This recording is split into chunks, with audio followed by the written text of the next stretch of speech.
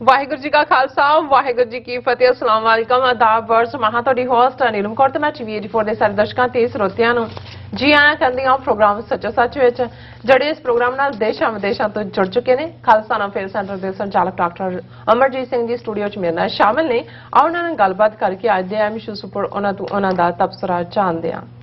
जी doctor साहब वाहिगुरू जी का खालसा वाहिगुरू जी की फतेह।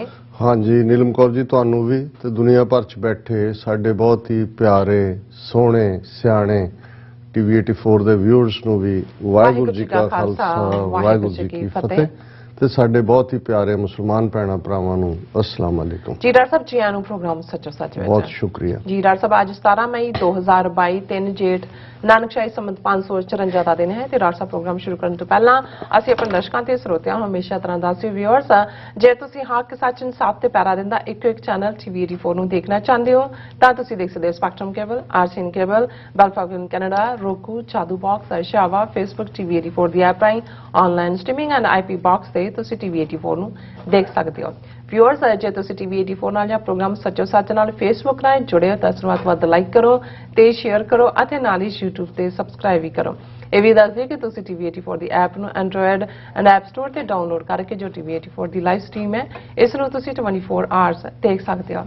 व्यूअर्स प्रोग्राम की शुरुआत करांगे आज के स्पॉन्सरशिप के हवाले नाल कि आज के प्रोग्राम सच्चो सच में स्पॉन्सर किया गया है मिसिसिपी तो वीर दविंदर सिंह जी होरां वालों। सो ये स्पॉन्सरशिप दविंदर सिंह जी होरां ने वीर दीप सिद्धू अते वीर राणा सिंह दी निੱਘੀ याद नूं जिहड़ी समर्पित की है। सो इन्हां कहा है कि साडा जिहड़ा आज़ादी तो बिना गुजारा नहीं है और इटली विखे खालसा रैफरेंडम दीआं जिहड़ियां पैरीआं वोटां विच कौम नूं वध तो वध मदद करन दी उन्होंने बेनती की है और अगले पड़ाव दीआं जिहड़ियां वोटां ने 22 मई 2022 दिन ਐਤਵਾਰ ਨੂੰ ਗੁਰਦੁਆਰਾ ਸਿੰਘ ਸਭਾ ਨੋਵੇਲਾਰਾ ਇਟਲੀ ਵਿਖੇ ਹੋਣ ਜਾ ਰਹੀਆਂ ਨੇ और ਵੱਧ ਤੋਂ ਵੱਧ ਜਿਹੜੇ ਕਹਿੰਦੇ ਨੇ ਕਿ ਸਾਥ ਦਿਓ और ਰੈਫਰੈਂਡਮ ਸਾਡੇ ਕੋਲ ਅੰਤਰਰਾਸ਼ਟਰੀ ਪੱਧਰ ਤੇ ਇੱਕ ਕਾਰਗਰ ਜਿਹੜਾ ਹਥਿਆਰ ਹੈ और ਖਾਲਸਾ ਦੀ ਪ੍ਰਾਪਤੀ ਲਈ ਰੈਫਰੈਂਡਮ ਦੀ ਅਹਿਮ ਭੂਮਿਕਾ ਜਿਹੜੀ ਆ ਉਹ ਹੋਵੇਗੀ। ਸੋ ਅੱਜ ਦੀ ਸਪਾਂਸਰਸ਼ਿਪ ਲਈ ਅਸੀਂ ਵੀਰ ਦਵਿੰਦਰ ਸਿੰਘ ਜੁਰਾਂ ਦਾ ਤਹਿ ਦਿਲ ਤੋਂ ਧੰਨਵਾਦ ਕਰਦੇ ਹਾਂ और ਤੁਹਾਨੂੰ ਵੀ ਅਪੀਲ ਤੇ ਬੇਨਤੀ ਕਰਦੇ ਹਾਂ ਕਿ ਤੁਸੀਂ ਵੀ ਪ੍ਰੋਗਰਾਮ ਸੱਚੋ ਸੱਚ ਨੂੰ ਵੱਧ ਤੋਂ ਵੱਧ ਸਪਾਂਸਰ ਕਰੋ। ਸਪਾਂਸਰਸ਼ਿਪ ਲਈ ਤੁਸੀਂ ਸਾਨੂੰ ਕਾਲ ਕਰ ਸਕਦੇ ਸਾਡੇ ਫੋਨ ਨੰਬਰ ਤੇ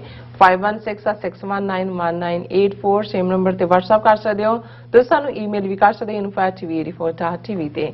ਸੋ ਵਿਊਅਰਸ ਪਹਿਲੇ ਸੈਗਮੈਂਟ ਦੇ ਵਿੱਚ ਆਪਾਂ ਗੱਲਬਾਤ ਕਰਨ ਜਾ ਰਹੇ ਹਾਂ ਇਸ ਇਸ਼ੂ ਦੇ ਉੱਪਰ ਕਿ ਯੂਕਰੇਨ ਦੇ ਕ੍ਰਾਈਸਿਸ ਦੇ ਚੱਲਦੇ ਆ ਜਿਹੜਾ ਯੂਨਾਈਟਿਡ ਸਟੇਟਸ ਵੱਲੋਂ ਜਿਹੜੀ ਅਹਿਮ ਭੂਮਿਕਾ ਨਿਭਾਈ ਗਈ ਹੈ ਉਸ ਬਾਰੇ ਆਪਾਂ ਗੱਲਬਾਤ ਕਰਾਂਗੇ ਕਿ ਜਿਹੜਾ ਯੂਕਰੇਨ ਕ੍ਰਾਈਸਿਸ ਦੇ ਚੱਲਦਿਆਂ ਯੂਨਾਈਟਿਡ ਨੇਸ਼ਨਸ ਨਾਲ ਐਫੀਲੀਏਟ ਸੰਸਥਾ ਜਿਹੜੀ ਹੈ ਯੂਨਾਈਟਿਡ ਸਟੇਟਸ ਨੇ ਬੜਾ ਜ਼ਬਰਦਸਤ ਰਿਲੀਫ ਐਫਰਟ ਜਿਹੜਾ ਉਹ ਕੀਤਾ ਜਿਸ ਦੀ ਜਿਹੜੀ ਹੈ ਦੁਨੀਆ ਭਰ ਦੇ ਮੀਡੀਆ ਵਿੱਚ ਜਿਹੜੀ ਹੈ ਚਰਚਾ ਹੋ ਰਹੀ ਹੈ और ਯੂਕਰੇਨ ਦੇ ਸ਼ਹਿਰ ਸ਼ਾਇਆਨੀ ਦੇ ਮੇਅਰ ਅਤੇ ਪੋਲੈਂਡ ਦੇ ਜਿਹੜੇ ਸ਼ਹਿਰ ਮੈਡੀਆ ਦੇ ਮੇਅਰਸ ਵੱਲੋਂ ਵੀ ਸਿੱਖ ਕੌਮ ਦੀਆਂ ਸੇਵਾਵਾਂ ਦੀ ਜਿਹੜੀ ਭਾਰੀ ਸ਼ਲਾਘਾ ਕੀਤੀ ਜਾ ਰਹੀ ਹੈ। ਸੋ ਇਸ ਬਾਰੇ ਆਪਾਂ ਗੱਲਬਾਤ ਕਰਨ ਜਾ ਰਹੇ ਹਾਂ। ਸੋ ਅਸੀਂ ਚਾਹਾਂਗੇ ਕਿ ਤੁਸੀਂ ਇਸੇ ਤਰ੍ਹਾਂ ਬਣੇ ਰਹਿਣਾ ਦੇਖਣ ਸੁਣ ਲਈ ਤੁਹਾਡਾ ਸਭ ਦਾ ਬਹੁਤ ਬਹੁਤ ਸ਼ੁਕਰੀਆ। ਜੀ ਡਾਕਟਰ ਸਾਹਿਬ ਕੀ ਵਿਚਾਰਾਂ ਨੇ? देखो सब तो पहला तो अज के प्रोग्राम ਨੂੰ स्पॉन्सर करने ਲਈ ਅਸੀਂ मिसिसिपी निवासी वीर दविंदर सिंह जी का शुक्रिया अदा करते हैं जी। सो ਜ਼ਾਹਰ है कि ਜਿਹੜੀ कैंपेन सिक्स फॉर जस्टिस ਵੱਲੋਂ रेफरेंडम 2020 ਦੇ ਝੰਡੇ ਥੱਲੇ ਵਿੱਢੀ ਗਈ यूके तो ਵੋਟਾਂ ਦਾ ਸਿਲਸਿਲਾ ਇਟਲੀ ਤੱਕ ਪਹੁੰਚਿਆ। ਇਟਲੀ 'ਚ ਵੀ ਬੜਾ ਭਰਵਾਂ ਹੁੰਗਾਰਾ ਸੀ और ਜਿਵੇਂ ਉਹਨਾਂ ਨੇ ਦੱਸਿਆ ਕਿ ਹੁਣ ਇਟਲੀ ਦੇ ਸ਼ਹਿਰ ਨੋਵੇਲਾਰਾ 'ਚ ਗੁਰਦੁਆਰਾ ਸਿੰਘ ਸਭਾ 'ਚ 22 ਮਈ ਨੂੰ ਇਹ ਵੋਟਾਂ ਪੈਣੀਆਂ ਨੇ। ਸੋ ਉਹਨਾਂ ਨੇ ਜਿੱਥੇ ਦੋ ਸਾਡੇ ਸੰਘਰਸ਼ ਦੇ ਮੈਂ ਸਮਝਦਾ ਵੀ ਆਈਕੋਨਿਕ ਫਿਗਰਸ ਬਣੇ ਨੇ ਦੀਪ ਸਿੱਧੂ ਉਹਨਾਂ ਨੇ ਤਾਂ ਆਪਣੀ ਥਾਂ ਇਕੱਲੀ ਉਸ ਖਿੱਤੇ 'ਚ ਹੀ ਨਹੀਂ ਸਾਊਥ ਏਸ਼ੀਆ ਦੇ ਜਾਂ ਭਾਰਤ ਦੇ ਲੇਕਿਨ ਦੁਨੀਆ ਭਰ 'ਚ ਜਿੱਥੇ ਜਿੱਥੇ ਵੀ ਸਿੱਖ ਆਜ਼ਾਦੀ ਪਸੰਦ ਵਸਦੇ ਨੇ ਉਹਨਾਂ ਦੇ ਵਿੱਚ ਆਪਣੀ ਥਾਂ ਬਣਾਈ ਹੈ ਖਾਸ ਤੌਰ ਤੇ ਯੰਗਸਟਰਸ ਦੇ ਵਿੱਚ। ਬਿਲਕੁਲ ਇਸੇ ਤਰ੍ਹਾਂ ਨਿਊਯਾਰਕ ਤੋਂ ਵੀਰ ਰਾਣਾ ਸਿੰਘ ਜਿਹੜੇ ਭਰ ਜਵਾਨੀ ਦੇ ਵਿੱਚ यूके च रेफरेंडम 2020 ਲਈ कैंपेन ਕਰਦੇ ਇਸ ਦੁਨੀਆ ਨੂੰ ਅਲਵਿਦਾ ਕਹਿ ਗਏ। ਉਹਨਾਂ ਦਾ ਰੁਤਬਾ ਵੀ ਕਿਉਂਕਿ ਜਦੋਂ ਉਹਨਾਂ ਦਾ ਇੱਥੇ ਨਿਊਯਾਰਕ 'ਚ ਸੰਸਕਾਰ ਹੁੰਦਾ ਹੈ ਔਰ ਅੰਤਮ ਅਰਦਾਸ ਹੁੰਦੀ ਹੈ ਤੇ ਉਹ ਨਜ਼ਾਰਾ ਦੇਖਣ ਵਾਲਾ ਸੀ ਕਿ ਕਿਵੇਂ ਜਿੱਥੇ ਉਹਨਾਂ ਦੇ ਮਾਤਾ ਪਿਤਾ ਨੇ ਬੜੇ ਸਿਦਕ ਸਬਰ ਸ਼ੁਕਰ ਦੇ ਵਿੱਚ ਰਹਿੰਦੇ ਆ ਸਿੱਖੀ ਜਿਹੜੀਆਂ ਵੈਲਿਊਜ਼ ਨੇ ਕਿ ਜਦੋਂ ਕੋਈ ਤੁਰ ਜਾਂਦਾ ਹੈ ਫਿਰ ਵੀ ਉਹਨੂੰ ਪਾਣਾ ਮੰਨਣਾ और इस दे नाल नाल जिवें सिख नौजवानी ने इस तो ਜਿਹੜੀ ਹੈ ਮੋਟੀਵੇਸ਼ਨ ਲਈ ਇਸ ਸਾਰੇ ਪੀਰੀਅਡ ਦੇ ਵਿੱਚ ਮੈਂ ਸਮਝਦਾ ਹਾਂ ਵੀ ਰਾਣਾ ਸਿੰਘ ਦਾ ਵੀ ਇੱਕ ਆਪਣਾ ਖਾਸ ਯੋਗਦਾਨ ਹੈ। ਉਹਨਾਂ ਦੀ ਤਸਵੀਰ ਵੀ Gurdwara Richmond Hill Cultural Society ਜਿਹਦੇ ਨਾਲ ਉਹ ਜੁੜੇ ਹੋਏ ਸਨ ਲਾਈ ਗਈ ਹੈ। ਸੋ ਵੀਰ ਦਵਿੰਦਰ ਸਿੰਘ ਹੋਰਾਂ ਨੇ ਜਿੱਥੇ ਇਹਨਾਂ ਦੋਨੋਂ ਹੀ ਜਿਹੜੇ ਸਾਡੇ ਨਾਇਕ ਬਣ ਕੇ ਉੱਭਰੇ ਨੇ ਉਹਨਾਂ ਦੀ ਯਾਦ ਨੂੰ ਸਮਰਪਿਤ ਇਹ ਸਪਾਂਸਰਸ਼ਿਪ ਭੇਜੀ ਹੈ। ਉੱਥੇ ਉਹਨਾਂ ਨੇ ਅਪੀਲ ਵੀ ਕੀਤੀ। ਮੈਂ ਸਮਝਦਾ ਵੀ ਇਹ ਉਹਨਾਂ ਦੀ ਅਪੀਲ ਨਹੀਂ, ਹਰ ਸਿੱਖ ਇਹ ਮਹਿਸੂਸ ਕਰਦਾ ਹੈ ਔਰ ਇਸ ਗੱਲ ਦਾ ਧਿਆਨ ਰਹੇ ਕਿ ਇਹ ਕਿਸੇ ਨਾਲ ਮਤਭੇਦ ਹੋਣੇ, ਕਿਸੇ ਦੀ ਸ਼ਖਸੀਅਤ ਨਾਲ ਜਾਂ ਕਿਸੇ ਦੀ ਪਰਸਨੈਲਿਟੀ ਨਾਲ ਕੋਈ ਵਖਰੇਵਾਂ ਹੋਣਾ ਇਹ ਇੱਕ ਹਿਊਮਨ ਨੇਚਰ ਹੈ। ਪਰ ਗੱਲ ਹਮੇਸ਼ਾ ਏਜੰਡੇ ਦੀ ਹੋਣੀ ਚਾਹੀਦੀ ਹੈ ਔਰ ਇਹ ਬਿਲਕੁਲ ਜਦੋਂ ਅਸੀਂ ਦੇਖਦੇ ਹਾਂ ਕਿ ਯੂਨਾਈਟਿਡ ਨੇਸ਼ਨਸ ਦਾ ਚਾਰਟਰ ਹੋਏ ਜਾਂ ਇੰਟਰਨੈਸ਼ਨਲ ਲਾਅ ਹੋਏ ਉਹਦੇ ਥੱਲੇ ਆਪਣੀ ਆਜ਼ਾਦੀ ਲਈ ਜਿਸ ਲਈ ਲਫ਼ਜ਼ ਰਾਈਟ ਆਫ ਸੈਲਫ ਡਿਟਰਮੀਨੇਸ਼ਨ ਇਹ ਟੈਕਨੀਕਲ ਜ਼ਬਾਨ ਦੇ ਵਿੱਚ ਲਫ਼ਜ਼ ਹੈ ਜਿਸ ਦਾ ਮਤਲਬ ਹੈ ਸਵੈ ਨਿਰਣੇ ਦਾ ਹੱਕ, ਆਤਮ ਨਿਰਣੇ ਦਾ ਹੱਕ ਵੀ ਇਹਨੂੰ ਜਦੋਂ ਇਹਦਾ ਪਹਿਲਾ ਪੰਜਾਬੀ ਵਰਜ਼ਨ ਯੂਜ਼ ਹੁੰਦਾ ਸੀ 60ਵਿਆਂ ਦੇ ਵਿੱਚ ਜਦੋਂ ਸਿੱਖ ਹੋਮਲੈਂਡ ਕਾਨਫਰੰਸ ਜਿਹਦਾ ਨਾਮ ਨਲਵਾ ਕਾਨਫਰੰਸ ਰੱਖਿਆ ਗਿਆ ਸੀ ਲੁਧਿਆਣੇ 'ਚ ਹੋਈ ਮਾਸਟਰ ਤਾਰਾ ਸਿੰਘ ਦੇ ਅਕਾਲੀ ਦਲ ਵੱਲੋਂ ਔਰ ਉਸ ਕਾਨਫਰੰਸ ਦੇ ਵਿੱਚ ਇਹ ਆਤਮ ਨਿਰਣੇ ਦੇ ਹੱਕ ਦਾ ਮਤਾ ਜਸਟਿਸ ਗੁਰਨਾਮ ਸਿੰਘ ਨੇ ਪੇਸ਼ ਕੀਤਾ ਸੀ। ਇਹ ਵੱਖਰੀ ਗੱਲ ਹੈ ਕਿ ਉਹੀ ਜਸਟਿਸ ਗੁਰਨਾਮ ਸਿੰਘ ਬਾਅਦ 'ਚ ਪੰਜਾਬ ਦਾ ਪਹਿਲਾ ਚੀਫ ਮਿਨਿਸਟਰ ਬਣ ਕੇ ਫਿਰ ਇੰਦਰਾ ਗਾਂਧੀ ਦੀ ਝੋਲੀ ਦੇ ਵਿੱਚ ਵੀ ਜਾ ਕੇ ਡਿੱਗਦਾ ਔਰ ਬਾਅਦ ਦੇ ਵਿੱਚ ਜਦੋਂ 2 ਵਾਰ ਚੀਫ ਮਿਨਿਸਟਰੀ ਤੋਂ ਲੱਥਾ ਫਿਰ ਉਹ ਕਾਂਗਰਸ ਦਾ ਹਿੱਸਾ ਬਣਿਆ ਔਰ ਉਹਨੂੰ ਇੰਡੀਆ ਦਾ ਐਂਬੈਸਡਰ ਬਣਾ ਕੇ ਹਾਈ ਕਮਿਸ਼ਨਰ ਬਣਾ ਕੇ ਆਸਟ੍ਰੇਲੀਆ ਭੇਜਿਆ ਗਿਆ ਸੀ ਇੰਦਰਾ ਗਾਂਧੀ ਵੱਲੋਂ। ਪਰ ਜਿਸ ਜਹਾਜ਼ ਤੇ ਉਹਨੇ ਆਸਟ੍ਰੇਲੀਆ ਪਹੁੰਚ ਕੇ ਕੈਨਬਰਾ ਰਾਜਧਾਨੀ ਹੈ ਉੱਥੇ ਆਪਣੇ ਕ੍ਰੈਡੈਂਸ਼ੀਅਲਸ ਦੇਣੇ ਸੀ ਉਸ ਜਹਾਜ਼ ਦਾ ਹਾਦਸਾ ਹੋ ਗਿਆ, ਸਾਰੇ ਹੀ ਮੁਸਾਫਰ ਮਾਰੇ ਗਏ ਤੇ ਜਸਟਿਸ ਗੁਰਨਾਮ ਸਿੰਘ ਦੀ ਇਹ ਚਾਹਨਾ ਕਿ ਉਹਨੇ ਹਾਈ ਕਮਿਸ਼ਨਰ ਬਣਨਾ ਹੈ ਆਪਣੀ ਕੌਮ ਨੂੰ ਵੇਚਿਆ ਉਹ ਵਿੱਚੇ ਹੀ ਰਹਿ ਗਏ।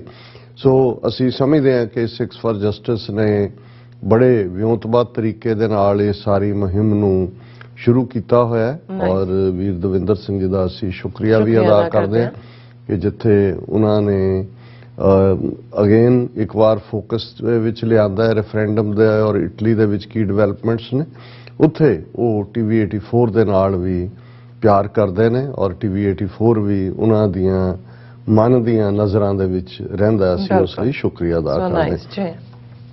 ਕੱਲ ਦੇ ਪ੍ਰੋਗਰਾਮ ਤੋਂ ਬਾਅਦ ਕਾਲਾਂ ਦਾ ਹੋਰ ਲੰਬਾ ਸਿਲਸਿਲਾ ਹੋਇਆ ਲੇਟ ਨਾਈਟ ਤੱਕ ਵੀ ਔਰ ਅੱਜ ਵੀ ਕਿਉਂਕਿ ਬਹੁਤ ਸਾਰੇ ਸਾਡੇ ਨਾਜ਼ਰੀਨ ਦਰਸ਼ਕਾਂ ਨੇ ਫਿਕਰ ਦਾ ਇਜ਼ਹਾਰ ਕੀਤਾ ਔਰ ਅਸੀਂ ਅਗੇਨ ਸਭ ਦਾ ਸ਼ੁਕਰੀਆ ਅਦਾ ਕਰਦੇ ਹਾਂ। ਕੋਈ ਐਸੀ ਫਿਕਰ ਵਾਲੀ ਗੱਲ ਨਹੀਂ। ਅੱਜ ਸਗੋਂ ਚੰਡੀਗੜ੍ਹ ਤੋਂ ਸਾਡੇ ਵੀਰ ਨੇ ਉਹਨਾਂ ਦੀ ਕਾਲ ਆਈ ਉਹ ਕਹਿੰਦਾ ਜੀ ਮੇਰਾ ਸਾਰਾ ਸਰੀਰ ਹਾਜ਼ਰ ਹੈ ਮੇਰੀਆਂ ਕਿਡਨੀਜ਼ ਮੇਰਾ ਦਿਲ ਮੇਰਾ ਕੁਝ ਵੀ ਤੁਹਾਡੇ ਲਈ। ਮੈਂ ਕਿਹਾ ਇਹ ਸੀਜ਼ਨਲ ਐਲੀਮੈਂਟ ਹੈ ਇਦਾਂ ਦੀ ਕੋਈ ਨਹੀਂ। ਕਹਿੰਦਾ ਤੁਸੀਂ ਜਦੋਂ ਉਹ ਮੈਂ ਹਾਜ਼ਰ ਹਾਂ ਸਾਰੇ ਦਾ ਸਾਰਾ ਤੁਹਾਡੇ ਲਈ ਹੈ।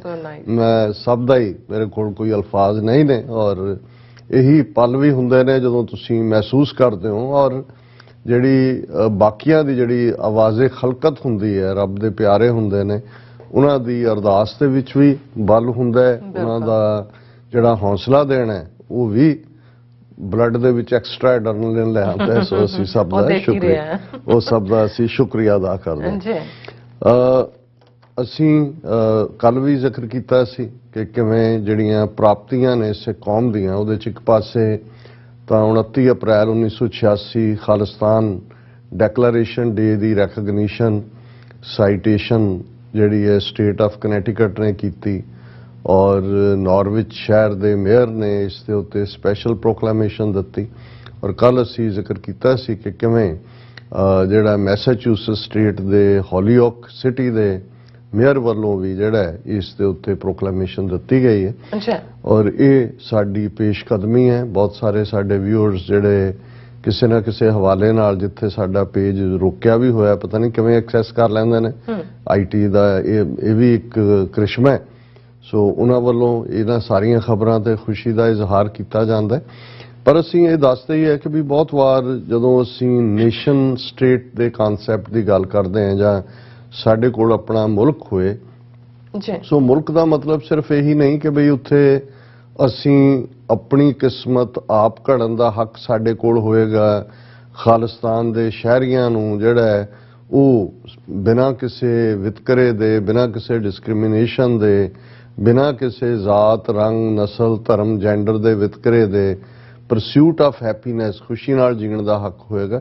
ਪਰ ਉੱਥੇ ਉਸ ਨਾਲੋਂ ਵੀ ਅਹਿਮ ਹੁੰਦਾ ਹੈ ਕਿ ਜੇ ਤੁਹਾਡਾ ਆਪਣਾ ਘਰ ਹੈ, ਤੁਹਾਡੇ ਕੋਲ ਜਿਹੜੀਆਂ ਨੇ ਉਹ ਤੁਹਾਡੀਆਂ ਜੀਵਨ ਲੋੜਾਂ ਵੀ ਨੇ ਔਰ ਉਸ 'ਚ ਵੀ ਤੁਹਾਡੇ ਕੋਲ ਵਾਧੇ ਵਾਲੀਆਂ ਚੀਜ਼ਾਂ ਨੇ, ਤੇ ਫਿਰ ਕਿਉਂਕਿ ਦੁਨੀਆ ਤਾਂ ਅਲਟੀਮੇਟਲੀ ਰੱਬ ਨੇ ਤਾਂ ਨੇਸ਼ਨ ਨਹੀਂ ਬਣਾਏ, ਰੱਬ ਨੇ ਤਾਂ ਇਹ ਧਰਤੀ ਸਾਜੀ ਔਰ ਸਮੁੱਚੀ ਮਨੁੱਖਤਾ ਦੇ ਲਈ ਵੀ ਔਰ ਸਮੁੱਚੀ ਵੈਜੀਟੇਸ਼ਨ ਵੀ, ਐਨੀਮਲ ਕਿੰਗਡਮ ਵੀ।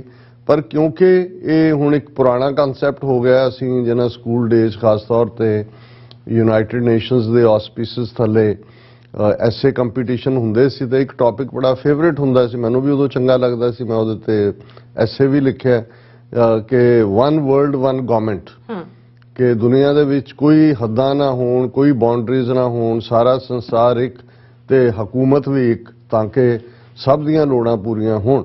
ਪਰ ਹੁਣ ਅੱਧੀ ਸਦੀ ਬਾਅਦ ਮੈਂ ਇਹ ਕਹਿ ਸਕਦਾ ਕਿ ਵੀ ਇਹ ਇੱਕ ਆਈਡੀਅਲ ਜ਼ਰੂਰ ਹੈ ਔਰ ਰਹਿਣਾ ਵੀ ਚਾਹੀਦਾ। ਕੋਈ ਵਕਤ ਐਸਾ ਆਏ ਕਿ ਬੰਦੇ ਨੂੰ, ਬੰਦੇ ਦੀ ਜ਼ਾਤ ਨੂੰ ਇਹ ਸਮਝ ਆਏ ਕਿ ਭਾਈ ਇਹਨਾਂ ਵੰਡੀਆਂ, ਨਫ਼ਰਤਾਂ ਔਰ ਦੂਸਰਿਆਂ ਦੀ ਕੋਈ ਥਾਂ ਨਹੀਂ ਹੈ।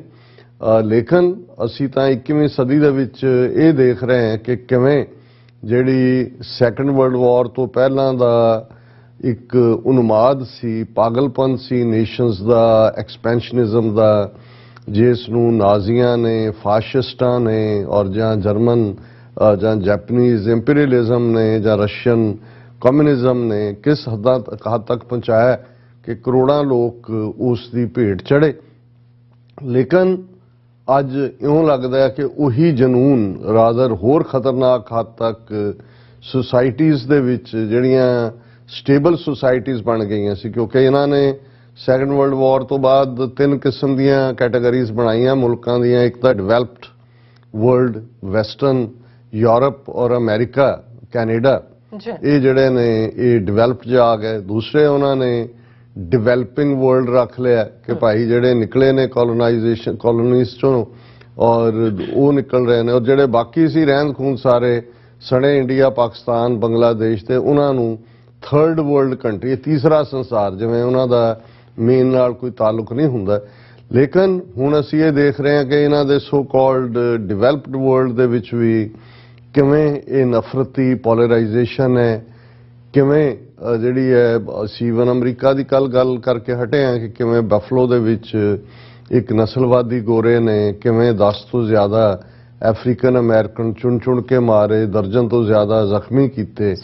ਔਰ ਇਹੀ ਰੁਝਾਨ ਈਵਨ ਯੂਰਪ ਦੇ ਮੁਲਕਾਂ 'ਚ ਜਿੱਥੇ ਚੋਣਾਂ ਹੋਈਆਂ ਨੇ, ਹੋ ਰਹੀਆਂ ਨੇ, ਉਹਨਾਂ 'ਚ ਅਸੀਂ ਦੇਖ ਰਹੇ ਹਾਂ ਕਿ ਰਾਈਟ ਵਿੰਗਰ ਜਿਹੜੇ ਗਰੁੱਪ ਨੇ ਉਹ ਅੱਗੇ ਨਾਲੋਂ ਜ਼ਿਆਦਾ ਪਾਵਰਫੁਲ ਹੋ ਕੇ ਬਣ ਕੇ ਉੱਭਰ ਰਹੇ ਨੇ। ਸੋ ਇੱਕ ਪਾਸੇ ਇਹ ਸਾਰਾ ਚੱਲ ਰਿਹਾ, ਦੂਸਰੇ ਪਾਸੇ ਕਿਤੇ ਨਾ ਕਿਤੇ ਜਿਹੜੇ ਓਲਡ ਡ੍ਰੀਮਸ ਬਹੁਤਿਆਂ ਦੇ, ਜਿਵੇਂ ਰਸ਼ੀਅਨ ਐਮਪਾਇਰ ਦੀ ਗੱਲ ਕਰਦੇ ਆ, ਪੁਤਿਨ ਨੇ ਵਾਪਸ ਉਸ ਕਿਸਮ ਦਾ ਐਮਪਾਇਰ ਬਣਾਉਣ ਦੀ ਗੱਲ ਕੀਤੀ।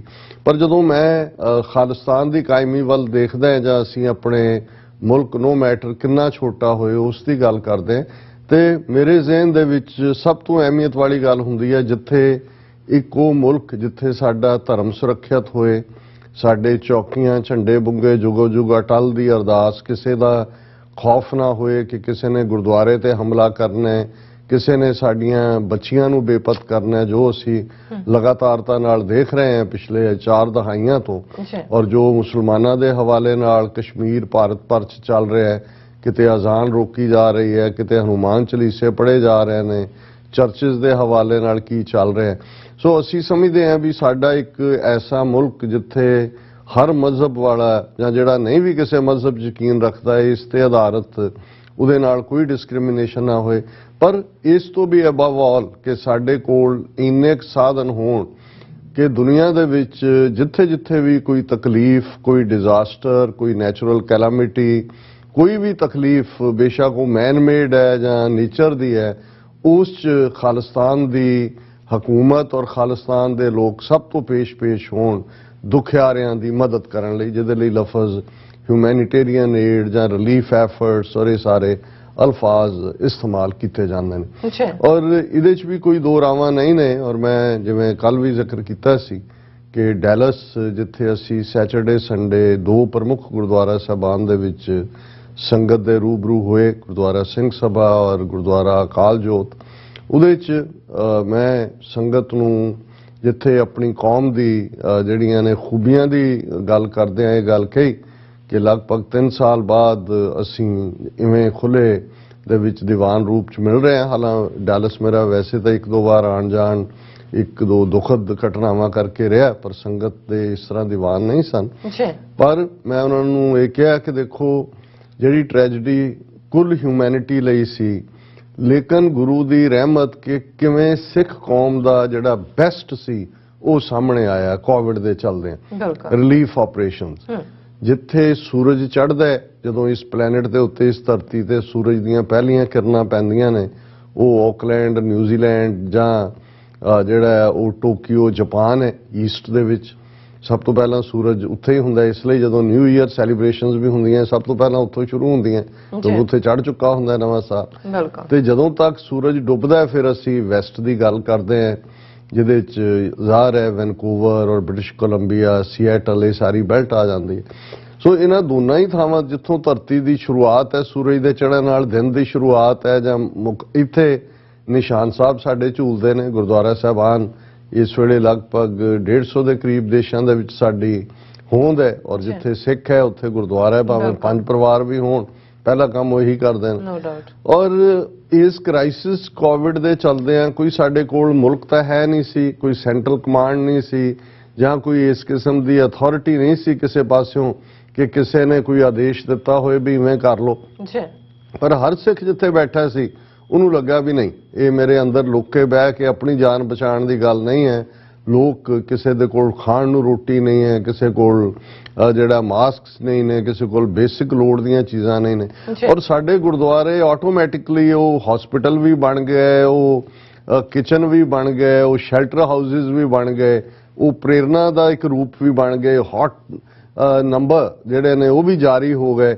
और एकदम सिटीज़ दियां दे मेयर्स दे नाल रिलीफ ऑर्गेनाइजेशनस दे नाल और दूसरियां सिख जिहड़ियां रिलीफ ऑर्गेनाइजेशन सी वो एक्टिव हुई हैं। और भारत दे विच जिथे हिंदू तवियां ने पुज के नफरत फैलाते हैं, कोविड दे चलदियां भी दिल्ली दे विच जिहड़ी है जिहादी वायरस बना के कि जी इत्थे क्योंकि तबलीगी कोई उन्हां दा फंक्शन सी जी इत्थों आया ये कोरोना जिहाद। सो उन्होंने तो एक कैंपेन शुरू किया होया सी कि भाई मुसलमान दुकानदारां तो ठेले वालियां तो रेड़े वालियां तो सब्जियां तक ना लो और नफरत और उन्होंने उत्ते हमले और ईवन के जी गुजरां तो दुध भी नहीं लेना है और उन्होंने हमले चल रहे सी। पर दूसरे पासे सिख संस्थावां सिख गुरुद्वारे सिख इंडिविजुअल्स उन्होंने जिवें भारत भर दे विच लंगर की सेवा और जदों ऑक्सीजन खोणों लोग मर रहे सी पहली बार डिक्शनरी दे विच एक नवा लफज जिहड़ा है वो ऑक्सीजन लंगर ये आया और ये भी किसी ते कोई आसान नहीं सी। हालांकि वक्ती जिहड़ा उदों दा मीडिया हुंदा उन्हां नूं सिखां दी तारीफ करनी पैंदी है, पर तुसीं उस तो बाद जदों देखदे हो कि वक्त गुजर जांदा है उन्हां नूं किवें सिखां दे केसां ते दाड़ियां तो सरूप तो नफरत है कि किवें भारती सिंह नां दी एक जिहदे लई किसी ने लिखिया सी कि सूर वर्गे मूँह वर्गी, उसने केसां और दाड़ी बारे किस किस्म के घटिया अल्फाज अपने च कॉमेडी के नां थले कहे। ये कॉमेडी नहीं है, उन्होंने अंदर दीयां भावनावां ने कि भाई उन्होंने किस हद तक सिखां तो नफरत है।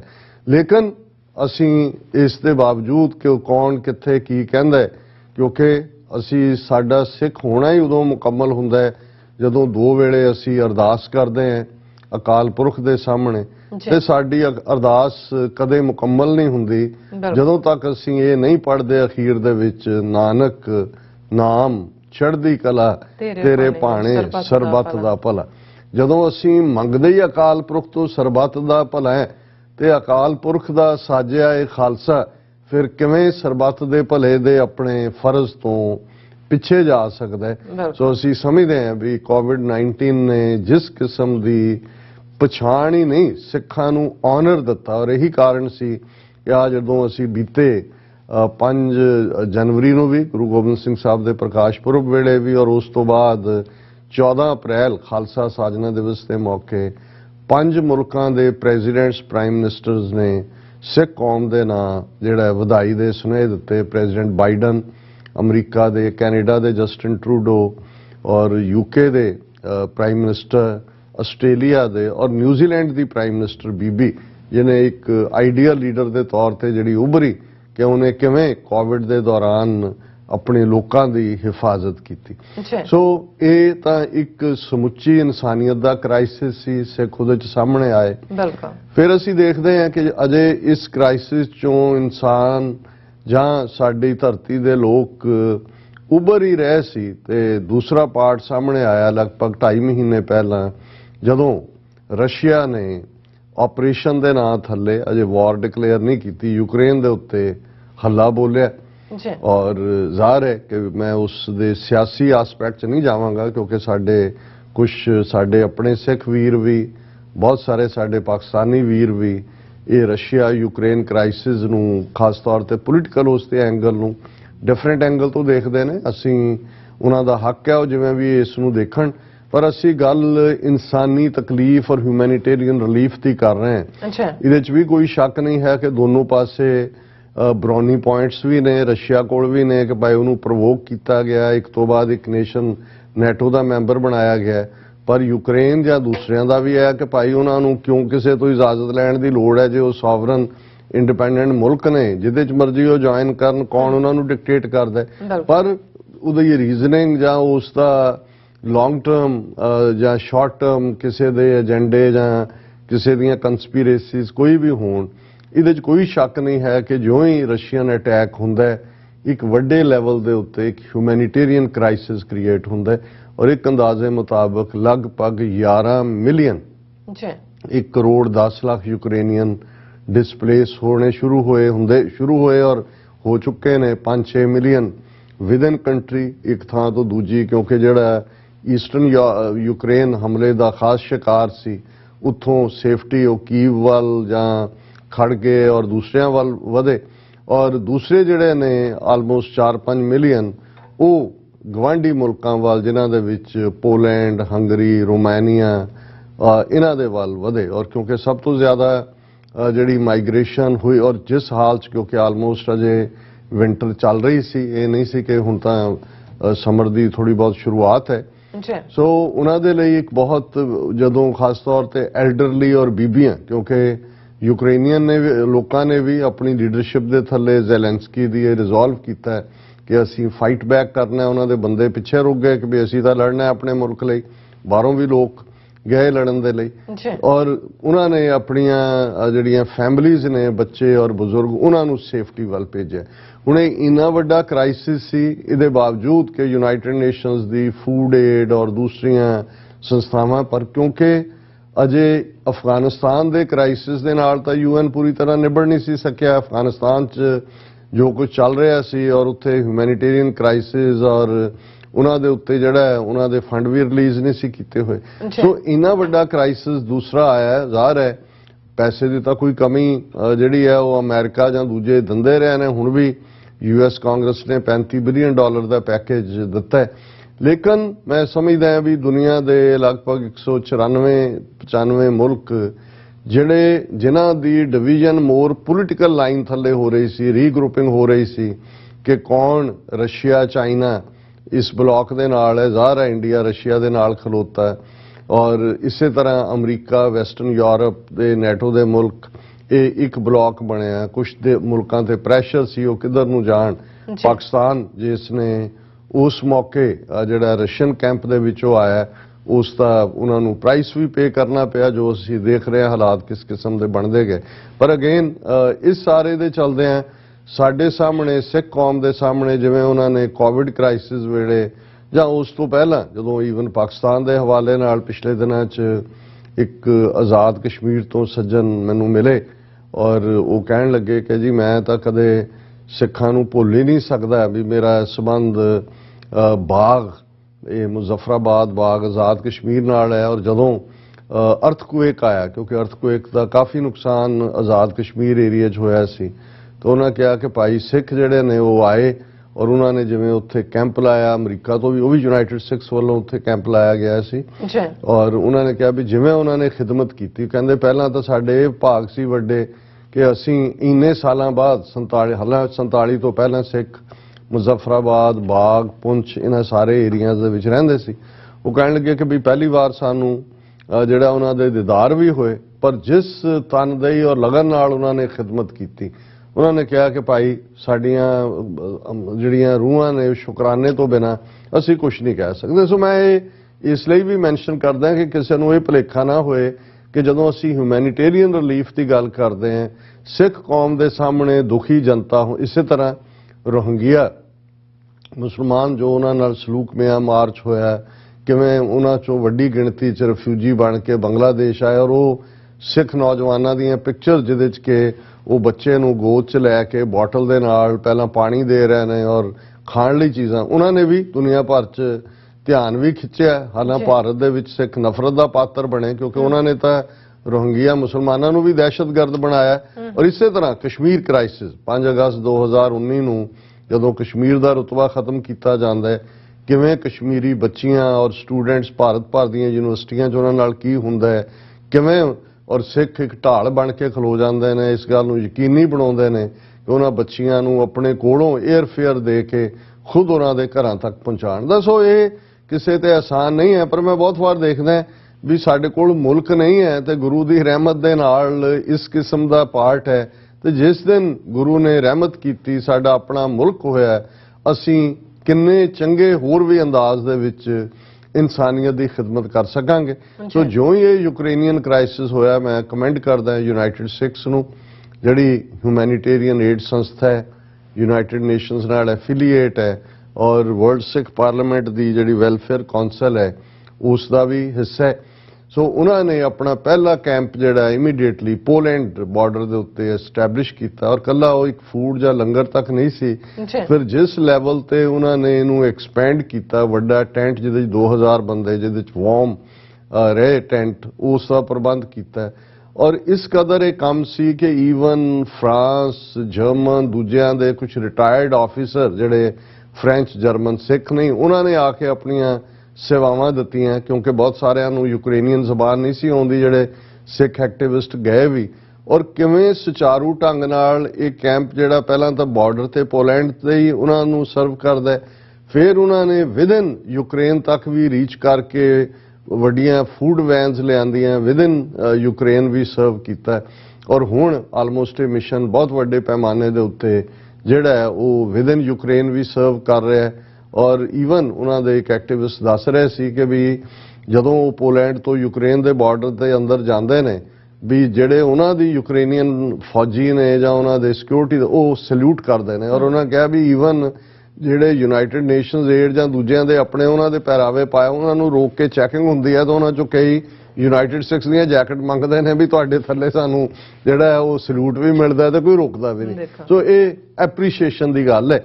ਔਰ ਮੈਂ ਇਹ ਪ੍ਰੈਸ ਰਿਲੀਜ਼ ਦੇਖੀ ਕਿ 2 ਪ੍ਰੋਮੀਨੈਂਟ ਸ਼ਹਿਰ, ਇੱਕ ਯੂਕਰੇਨ ਦੇ ਵਿੱਚ ਔਰ ਇੱਕ ਪੋਲੈਂਡ ਦੇ ਵਿੱਚ, ਜਿੱਥੇ ਉਹਨਾਂ ਨੇ ਪੋਲੈਂਡ ਦੇ ਵਿੱਚ ਉਹਨਾਂ ਨੇ ਪਹਿਲਾ ਕੈਂਪ ਸਥਾਪਿਤ ਕੀਤਾ ਸੀ। ਹੁਣ ਕਿਉਂਕਿ ਥੋੜਾ ਜੰਗ ਦਾ ਅਸਰ ਘਟਿਆ ਔਰ ਇੱਧਰੋਂ ਜਿਹੜਾ ਵਿਦਨ ਯੂਕਰੇਨ ਪੋਲੈਂਡ ਬਾਰਡਰ ਦੇ, ਸੋ ਉਹਨਾਂ ਨੇ ਯੂਨਾਈਟਿਡ ਸਿੱਖਸ ਨੇ ਅੰਦਰ ਜਾ ਕੇ ਮੈਡੇਨਾ ਜਿਹੜਾ ਹੈ ਉਹਦੇ 'ਚ ਵੀ ਉਹਨਾਂ ਨੇ ਪਹਿਲਾਂ ਪੋਲੈਂਡ ਦੇ ਵਿੱਚ ਐਸਟੈਬਲਿਸ਼ ਕੀਤਾ ਸੀ ਕੈਂਪ, ਔਰ ਹੁਣ ਉਹਨਾਂ ਨੇ ਯੂਕਰੇਨ ਦੇ ਸ਼ਹਿਯਾਨੀ ਸ਼ਹਿਰ ਦੇ ਵਿੱਚ ਐਸਟੈਬਲਿਸ਼ ਕੀਤਾ ਕੈਂਪ। ਔਰ ਇੱਕ ਸਿੱਖ ਡੈਲੀਗੇਸ਼ਨ ਜਿਸ ਦੇ ਵਿੱਚ ਦੂਸਰੇ ਵੀ ਵਰਲਡ ਸਿੱਖ ਪਾਰਲੀਮੈਂਟ ਦੇ ਔਰ ਯੂਨਾਈਟਿਡ ਸਿੱਖਸ ਦੇ ਔਰ ਹੋਰ ਵੀ ਨੁਮਾਇੰਦੇ ਸਨ, ਉਹ ਜਦੋਂ ਸ਼ਹਿਯਾਨੀ ਯੂਕਰੇਨ ਦੀ ਮੇਅਰ ਬੀਬੀ ਹੈ ਔਕਸਾਨਾ ਪਵੁਸਕੋ, ਉਹਨਾਂ ਨੂੰ ਮਿਲੇ ਤੇ ਉਹਨਾਂ ਨੇ ਜੋ ਕਿਹਾ, ਉਹਨਾਂ ਨੇ ਕਿਹਾ ਕਿ ਵੀ ਜਿੱਥੇ ਉਹਨਾਂ ਨੇ ਬਹੁਤ ਤਾਰੀਫ ਕੀਤੀ ਜੋ ਕੰਮ ਯੂਨਾਈਟਿਡ ਸਿੱਖਸ ਨੇ ਕੀਤਾ, ਉੱਥੇ ਉਹਨਾਂ ਨੇ ਕਿਹਾ ਕਿ ਭਾਈ ਅਸੀਂ ਤਾਂ ਇਹ ਉਹਦੇ ਲਫ਼ਜ਼ ਨੇ ਮੇਅਰ ਔਕਸਾਨਾ ਪੈਵੁਸਕੋ ਦੀ ਕਮੈਂਡਡ, ਔਰ ਉਹਨਾਂ ਨੇ ਇਹ ਕਿਹਾ ਵੀ are so impressed with the service rendered by Sikh nation that for the next 10 centuries the people of Ukraine will never forget the help provided by the Sikh, she said. ਉਹਨਾਂ ਨੇ ਕਿਹਾ ਵੀ ਇੰਨੀ ਖਿਦਮਤ ਸਿੱਖਾਂ ਨੇ ਕੀਤੀ ਹੈ ਕਿ ਅਸੀਂ ਯੂਕਰੇਨ ਦੇ ਲੋਕ ਅਗਲੀਆਂ 10 ਸਦੀਆਂ 1000 ਸਾਲ ਵੀ ਅਸੀਂ ਇਹ ਜਿਹੜੀ ਤੁਹਾਡੀ ਸੇਵਾ ਹੈ ਉਹਨੂੰ ਭੁੱਲ ਨਹੀਂ ਸਕਦੇ। ਨਾਲ ਦੀ ਨਾਲ ਉਹਨਾਂ ਨੇ ਕਿਹਾ ਵੀ ਸਟਿਲ ਕ੍ਰਾਈਸਿਸ ਚੱਲ ਰਿਹਾ, ਔਰ ਇੰਟਰਨੈਸ਼ਨਲ ਕਮਿਊਨਿਟੀ ਨੂੰ ਵੀ ਉਹਨਾਂ ਨੇ ਕਿਹਾ ਕਿ ਵੀ ਸਾਡੀ ਮਦਦ ਦੇ ਉੱਤੇ ਆਓ। ਔਰ ਇਸੇ ਤਰ੍ਹਾਂ ਜਿਹੜਾ ਉਹਨਾਂ ਨੇ ਖਿਦਮਾਤ ਦਿੱਤੀਆਂ ਯੂਨਾਈਟਿਡ ਸਿੱਖਸ ਨੇ, ਮੈਂ ਪੋਲਿਸ਼ ਟਾਊਨ ਦੀ ਵੀ ਗੱਲ ਕੀਤੀ ਹੈ ਮੈਡਾਨਾ ਦਾ, ਔਰ ਉਹਦੇ 'ਚ ਉਹਨਾਂ ਨੇ ਕਿਹਾ ਕਿ ਵੀ ਜਸਟ ਹੁਣ ਸਿਰਫ ਇਹ ਲੰਗਰ ਤੱਕ ਮਹਿਦੂਦ ਨਹੀਂ ਹੈ free community kitchen, but also offered help in there ਰੀਸੈਟਲਮੈਂਟ। ਪਹਿਲਾਂ ਉੱਥੋਂ ਐਵੈਕੂਏਟ ਕਰਨ 'ਚ ਵੀ ਸਿੱਖਾਂ ਨੇ ਮਦਦ ਕੀਤੀ ਜਿਹੜੇ ਉੱਥੋਂ ਨਿਕਲਣਾ ਚਾਹੁੰਦੇ ਸੀ। ਹੁਣ ਉਹਨਾਂ ਨੂੰ ਡਿਫਰੈਂਟ ਥਾਵਾਂ ਤੇ ਰੀਸੈਟਲਮੈਂਟ and education of the children, ਕਿਉਂਕਿ ਇਸ ਵੇਲੇ ਇਹਨਾਂ ਦੇ ਕੋਲ ਬਹੁਤ ਸਾਰੇ ਵਲੰਟੀਅਰ ਨੇ ਅੱਡ-ਅੱਡ ਜ਼ਬਾਨਾਂ ਵਾਲੇ ਵੀ, ਕਿਉਂਕਿ ਜਿਹੜੇ ਉੱਥੋਂ ਬੱਚੇ ਆਏ ਨੇ ਉਹਨਾਂ ਦੀ ਸਕੂਲਿੰਗ ਡਿਸਟਰਬ ਹੋਈ ਹੈ, ਉਹਨਾਂ ਦੀ ਐਜੂਕੇਸ਼ਨ ਦਾ ਵੀ ਜਿਹੜਾ ਵੱਡਾ ਪਾਰਟ ਹੈ।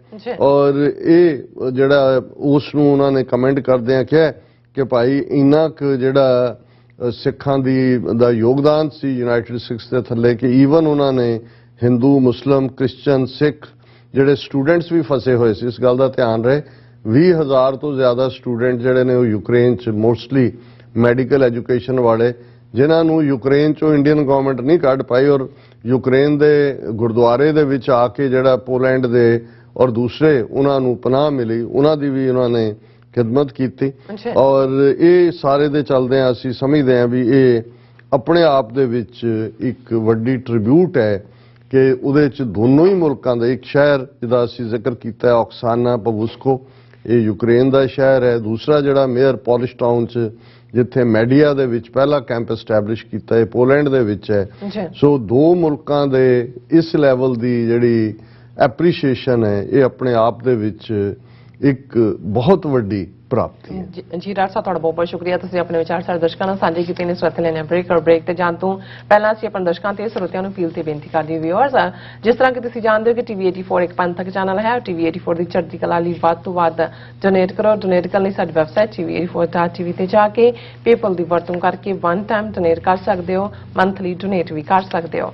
ਤੁਸੀਂ ਟੀਵੀ 84 ਦੇ ਨਾਮ ਤੇ ਚੈੱਕ ਬਣਾ ਕੇ ਸਾਨੂੰ ਮੇਲ ਵੀ ਕਰ ਸਕਦੇ ਹੋ ਸਾਡੇ ਇਸ ਪਤੇ ਤੇ 36-01 37 ਐਵਨਿਊ ਲੌਂਗ ਆਈਲੈਂਡ ਸਿਟੀ, ਨਿਊਯਾਰਕ 11101 USA, ਜਾਂ ਫਿਰ ਤੁਸੀਂ ਸਾਨੂੰ ਫੋਨ ਰਾਹੀਂ ਵੀ ਸੰਪਰਕ ਕਰ ਸਕਦੇ ਹੋ ਸਾਡੇ ਫੋਨ ਨੰਬਰ ਤੇ 5166191984। ਤੁਸੀਂ ਸਾਨੂੰ ਈਮੇਲ ਵੀ ਕਰ ਸਕਦੇ ਹੋ info@tv84.tv ਤੇ। ਅਸੀਂ ਤੁਹਾਡੇ ਤਹਿ ਦਿਲ ਤੋਂ ਸ਼ੁਕਰਗੁਜ਼ਾਰ ਹੋਵਾਂਗੇ। ਸੋ ਇੱਥੇ ਲੈਣੇ ਬ੍ਰੇਕ ਵਿਊਅਰਸ, ਤੁਸੀਂ ਸਾਨੂੰ ਇਸੇ ਤਰ੍ਹਾਂ ਹੀ ਜੁੜੇ ਰਹਿਣਾ। ਮਿਲਦੇ ਹਾਂ ਛੋਟੇ ਜਿਹੇ ਵਕਫੇ ਤੋਂ ਬਾਅਦ।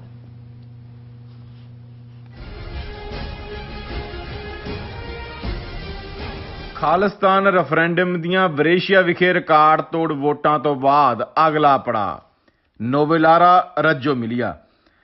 22 ਮਈ ਦਿਨ ਐਤਵਾਰ ਨੂੰ ਵੋਟਾਂ ਗੁਰਦੁਆਰਾ ਸਿੰਘ ਸਭਾ ਨੋਵੇਲਾਰਾ ਵਿਖੇ ਸਵੇਰੇ 9 ਵਜੇ ਤੋਂ ਲੈ ਕੇ ਸ਼ਾਮ ਦੇ 5 ਵਜੇ ਤੱਕ ਪੈਣਗੀਆਂ।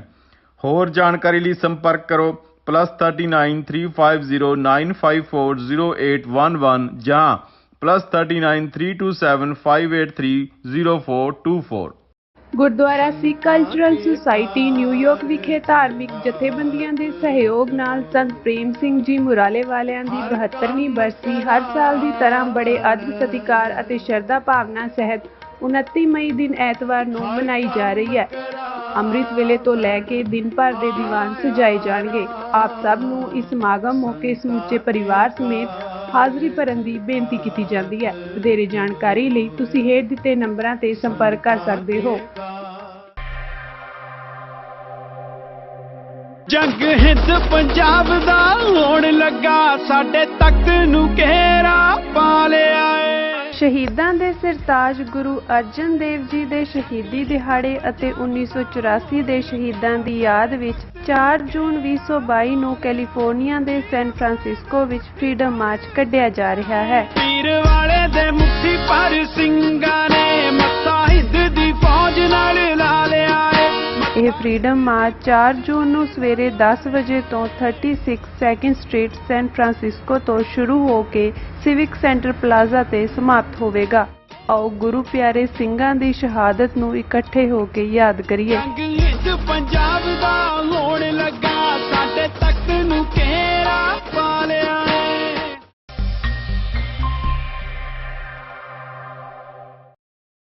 ਗੁਰਦੁਆਰਾ ਦਸ਼ਮੇਸ਼ ਦਰਬਾਰ ਕਾਟਰੇਟ ਅਤੇ ਗੁਰਦੁਆਰਾ ਸਿੰਘ ਸਭਾ ਕਾਟਰੇਟ ਦੀਆਂ ਕਮੇਟੀਆਂ ਵੱਲੋਂ ਰਲ ਕੇ ਕਾਟਰੇਟ ਨਗਰ ਕੀਰਤਨ ਖਾਲਸਾ ਡੇ ਪਰੇਡ 21 ਮਈ ਦਿਨ ਸ਼ਨੀਵਾਰ ਨੂੰ ਨਿਕਲੇਗੀ। ਸਭ ਤੋਂ ਪਹਿਲੇ ਬਾਰੋ ਹਾਲ ਵਿਖੇ 9 ਤੋਂ 11 ਵਜੇ ਤੱਕ ਬੱਚਿਆਂ ਦਾ ਕੀਰਤਨ ਢਾਡੀ ਵਾਰਾਂ ਉਪਰੰਤ 11:30 ਵਜੇ ਖਾਲਸਾਈ ਪਰਚਮ ਚਲਾਇਆ ਜਾਵੇਗਾ। ਉਸ ਤੋਂ ਉਪਰੰਤ ਸ੍ਰੀ ਗੁਰੂ ਗ੍ਰੰਥ ਸਾਹਿਬ ਜੀ ਦੀ ਤਾਬਿਆ ਪੰਜ ਪਿਆਰਿਆਂ ਦੀ ਅਗਵਾਈ ਵਿੱਚ ਨਗਰ ਕੀਰਤਨ ਆਰੰਭ ਹੋ ਕੇ ਕਾਟਰੇਟ ਪਾਰਕ ਵਿਖੇ ਪਹੁੰਚੇਗਾ, ਜਿੱਥੇ ਢਾਡੀ ਵਾਰਾਂ ਤੇ ਲੋਕਲ ਲੀਡਰਸ਼ਿਪ ਆਪਣੇ ਵਿਚਾਰ ਸੰਗਤਾਂ ਦੇ ਸਾਹਮਣੇ ਪੇਸ਼ ਕਰਨਗੇ। ਸਮੂਹ ਸੰਗਤਾਂ ਨੂੰ ਬੇਨਤੀ ਕੀਤੀ ਜਾਂਦੀ ਹੈ ਕਿ ਬੀਬੀਆਂ ਕੇਸਰੀ ਚੁੰਨੀਆਂ ਦੁਪੱਟੇ ਅਤੇ ਸਿੰਘ ਕੇਸਰੀ ਦਸਤਾਰਾਂ ਸਜਾ ਕੇ ਹੋਮ ਹਮਾ ਕੇ ਇਸ ਪਰੇਡ ਵਿੱਚ ਸ਼ਾਮਲ ਹੋਵੋ ਜੀ।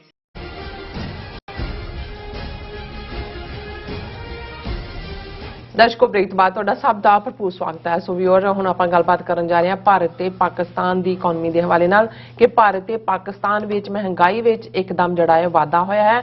ਡਾਲਰ ਦੇ ਸਾਹਮਣੇ ਜਿਹੜਾ ਰੁਪਈਆ ਹੈ ਉਹ ਪੂਰੀ ਤਰ੍ਹਾਂ ਲੁੜਕ ਰਿਹਾ ਹੈ। ਗੁਆਂਢੀ ਦੇਸ਼ ਸ਼੍ਰੀਲੰਕਾ ਵਿੱਚ ਜਿਸ ਤਰ੍ਹਾਂ ਇੱਕਦਮ ਇਕਨੋਮੀ ਕਲੈਪਸ ਹੋਇਆ ਹੈ, ਉਸ ਨੂੰ ਵੇਖਦਿਆਂ ਇਹ ਸਵਾਲ ਖੜਾ ਹੋ ਚੁੱਕਾ ਹੈ ਕਿ ਕੀ ਸ਼੍ਰੀਲੰਕਾ ਵਾਂਗ ਭਾਰਤ ਤੇ ਪਾਕਿਸਤਾਨ ਦੀ ਇਕਨੋਮੀ ਵੀ ਜਿਹੜੀ ਹੈ ਕਲੈਪਸ ਹੋਣ ਵੱਲ ਤਾਂ ਨਹੀਂ ਵੱਧ ਰਹੀ। ਇਸ ਬਾਰੇ ਆਪਾਂ ਗੱਲਬਾਤ ਕਰਨ ਜਾ ਰਹੇ ਹਾਂ। ਸੋ ਅਸੀਂ ਚਾਹਾਂਗੇ ਕਿ ਦੋਸਤਾਂ ਨਾਲ ਇਸੇ ਤਰ੍ਹਾਂ ਬਣੇ ਰਹਿਣਾ। ਦੇਖਣ ਸੁਣ ਲਈ ਐਂਡ ਲਿਖਣ ਲਈ ਤੁਹਾਡਾ ਸਭ ਦਾ ਬਹੁਤ ਬਹੁਤ ਧੰਨਵਾਦ ਜੀ। ਰਾਜ ਸਾਹਿਬ, ਕੀ ਕਹਿਣਾ ਚਾਹੋਗੇ? ਦੇਖੋ, ਕੋਵਿਡ-19 ਫਿਰ ਉਸ ਦੇ ਵੇਰੀਐਂਟ ਤੋਂ ਬਾਅਦ ਜ਼ਾਹਰ ਹੈ ਦੁਨੀਆ ਭਰ ਦੇ ਵਿੱਚ ਇਕਨੋਮੀ ਬੁਰੀ ਤਰ੍ਹਾਂ ਪ੍ਰਭਾਵਿਤ ਹੋਈ। ਜੇ ਅਸੀਂ ਭਾਰਤ ਪਾਕਿਸਤਾਨ ਦੋਨਾਂ ਮੁਲਕਾਂ ਦੇ ਹਵਾਲੇ ਨਾਲ ਗੱਲ ਕਰੀਏ ਤੇ ਇਹ ਕ੍ਰੈਡਿਟ ਇਮਰਾਨ ਖਾਨ ਹਕੂਮਤ ਨੂੰ ਜਾਂਦਾ ਹੈ ਕਿ ਜਿੱਥੇ ਕੋਵਿਡ ਦੇ ਦੌਰਾਨ ਭਾਰਤ ਦੀ ਇਕਨੋਮੀ, ਉਹਨਾਂ ਦਾ GDP, ਉਹਨਾਂ ਦੀ ਗਰੋਥ, ਉਹਨਾਂ ਦੀ ਐਕਸਪੋਰਟ ਸਾਰੀ ਬੁਰੀ ਤਰ੍ਹਾਂ ਉਸਨੇ ਮਾਰ ਖਾਧੀ, ਲੇਕਿਨ ਪਾਕਿਸਤਾਨ 'ਚ ਇਮਰਾਨ ਖਾਨ ਸਰਕਾਰ ਦਾ ਜਿਵੇਂ ਵਾਈਜ਼ਲੀ ਸਾਰਿਆਂ ਨੂੰ ਹੈਂਡਲ ਕਰਨਾ ਸੀ, ਸਡਨ ਲਾਕਡਾਊਨ ਵੀ ਨਹੀਂ ਸੀ ਔਰ ਉਹਦੇ ਥੱਲੇ ਐਕਸਪੋਰਟ ਵੀ ਉਹਨਾਂ ਦੀ ਵਧੀ, GDP ਵੀ ਅਪ ਗਈ ਔਰ ਪ੍ਰੋਗਰੈਸ ਵੀ ਹੋਈ। ਔਰ ਸਭ ਤੋਂ ਵੱਡੀ ਗੱਲ, ਜਦੋਂ ਹੁਣ ਅਸੀਂ ਵਰਲਡ ਹੈਲਥ ਆਰਗੇਨਾਈਜੇਸ਼ਨ ਦਾ ਡਾਟਾ ਦੇਖਦੇ ਹਾਂ ਕਿ ਦੁਨੀਆ ਦੇ ਵਿੱਚ 1.5 ਕਰੋੜ ਲੋਕ ਮਾਰੇ ਗਏ ਕੋਵਿਡ-19 ਦੇ ਚੱਲਦੇ ਆ, ਜਿਨ੍ਹਾਂ ਤੋਂ 47 ਲੱਖ ਕੱਲੇ ਭਾਰਤ ਦੇ ਵਿੱਚ ਸਨ, ਆਲਮੋਸਟ 1/3। ਸੋ ਉਸ ਤੋਂ ਇਹ ਅੰਦਾਜ਼ਾ ਲਾਇਆ ਜਾ ਸਕਦਾ ਹੈ ਕਿ ਪਾਕਿਸਤਾਨ ਦੀ ਪਰਫਾਰਮੈਂਸ ਬਹੁਤ ਵਧੀਆ ਸੀ, ਜਾਨੀ ਨੁਕਸਾਨ ਵੀ ਬਹੁਤ ਘੱਟ ਹੋਇਆ, ਲੇਕਿਨ ਨਾਲ ਦੀ ਨਾਲ ਇਕਨੋਮੀ ਨੂੰ ਵੀ ਜਿਹੜਾ ਹੈ ਉਹ ਉਹਨਾਂ ਨੇ ਸਟਰੋਂਗ ਰੱਖਿਆ। ਸੋ ਭਾਰਤ ਦੀ ਇਕਨੋਮੀ ਦਾ ਲੁੜਕਣਾ, ਔਰ ਅਸੀਂ ਉਸ ਪੀਰੀਅਡ ਦੇ ਵਿੱਚ ਦੇਖਿਆ ਕਿ ਜਿਉਂ ਹੀ ਇਹ ਕ੍ਰਾਈਸਿਸ ਥੋੜਾ ਜਿਹਾ ਓਵਰ ਹੁੰਦਾ ਹੈ ਤੇ ਕਿਵੇਂ ਉਹਨਾਂ ਦੇ ਅਮਰੀਕਾ ਦੇ ਵੱਡੇ ਵੱਡੇ ਜਿਹੜੇ ਜਾਇੰਟ ਜਿਨ੍ਹਾਂ ਨੇ ਵੱਡੀਆਂ ਕਾਰਪੋਰੇਸ਼ਨ ਜਿਹਨਾਂ ਉਹਨਾਂ ਨੇ ਉੱਥੋਂ ਇਨਵੈਸਟਮੈਂਟ ਵੀ ਪੁੱਲ ਕਰਨੀ ਸ਼ੁਰੂ ਕੀਤੀ।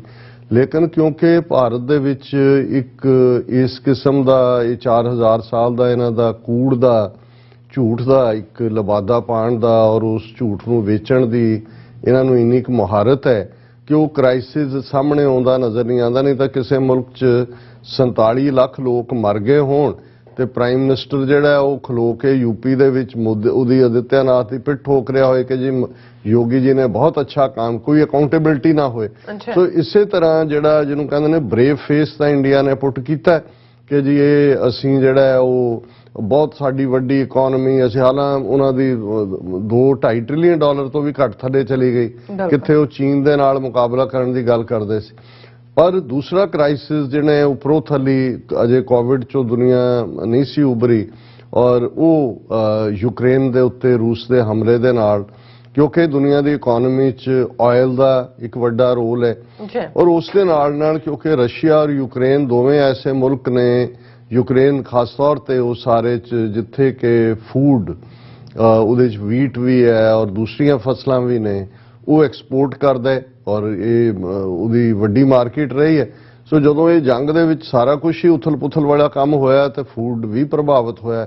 ਔਰ ਸਭ ਤੋਂ ਵੱਡਾ ਫਿਕਰ ਜਿਹੜਾ ਦੁਨੀਆ ਦੇ ਵਿੱਚ ਜਦੋਂ ਅਸੀਂ ਫੂਡ ਕ੍ਰਾਈਸਿਸ ਦੀ ਗੱਲ ਕਰਦੇ ਹਾਂ ਔਰ ਇਸ ਦੇ ਨਾਲ ਜੁੜਿਆ ਹੋਇਆ ਜਿਹੜਾ ਪਾਰਟ ਜਦੋਂ ਗਲੋਬਲ ਫੂਡ ਕ੍ਰਾਈਸਿਸ ਦੀ ਗੱਲ ਹੁੰਦੀ ਹੈ, ਗਲੋਬਲ ਫੂਡ ਸਿਕਿਉਰਿਟੀ ਜਿਹੜਾ UN ਦਾ ਵੀ ਕੰਸਰਨ ਹੁੰਦਾ ਹੈ ਕਿ ਜਿਉਂ ਹੀ ਕਿਤੇ ਇੱਕ ਪਾਸੇ ਜੇ ਆਇਲ ਜਿਹੜਾ ਕਿਉਂਕਿ ਰਸ਼ੀਆ ਦੇ ਉੱਤੇ ਸੈਂਕਸ਼ਨਸ ਲੱਗੀਆਂ ਇਕਨੋਮਿਕਲ, ਜਿਨ੍ਹਾਂ ਨੂੰ ਰਸ਼ੀਅਨ ਆਇਲ ਨਹੀਂ ਉਹਨਾਂ ਨੇ ਲੈਣਾ, ਉਹਦੇ ਥੱਲੇ ਜ਼ਾਹਰ ਹੈ ਕਿ ਆਇਲ ਪ੍ਰਾਈਸਿਸ ਸ਼ੂਟ ਅਪ ਕੀਤੇ, ਕਰੂਡ ਆਇਲ ਦੀ ਬੈਰਲ ਦੇ ਉੱਤੇ ਫਿਰ ਸਾਰਾ ਕੁਝ ਖੜਾ ਹੁੰਦਾ ਹੈ।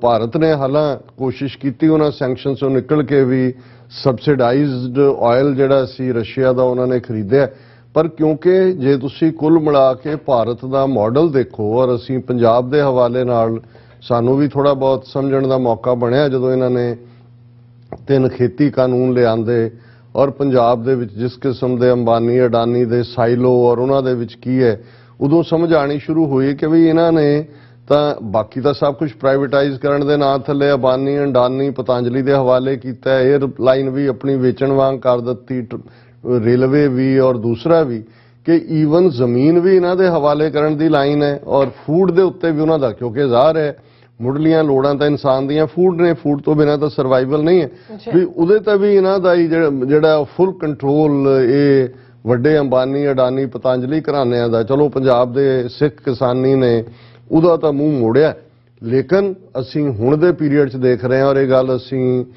ਦੋਨਾਂ ਮੁਲਕਾਂ ਦੇ ਹਵਾਲੇ ਨਾਲ ਇਸ ਲਈ ਕਰ ਰਹੇ ਹਾਂ ਕਿ ਜੋ ਹਾਲ ਸ਼੍ਰੀਲੰਕਾ ਦੀ ਇਕਨੋਮੀ ਦਾ ਪਿਛਲੇ ਦਿਨਾਂ ਦੇ ਵਿੱਚ ਹੋਇਆ, ਸ਼੍ਰੀਲੰਕਾ, ਔਰ ਮੈਂ 2 ਸਟੇਟਮੈਂਟਸ ਮੇਰੇ ਕੋਲ ਨੇ,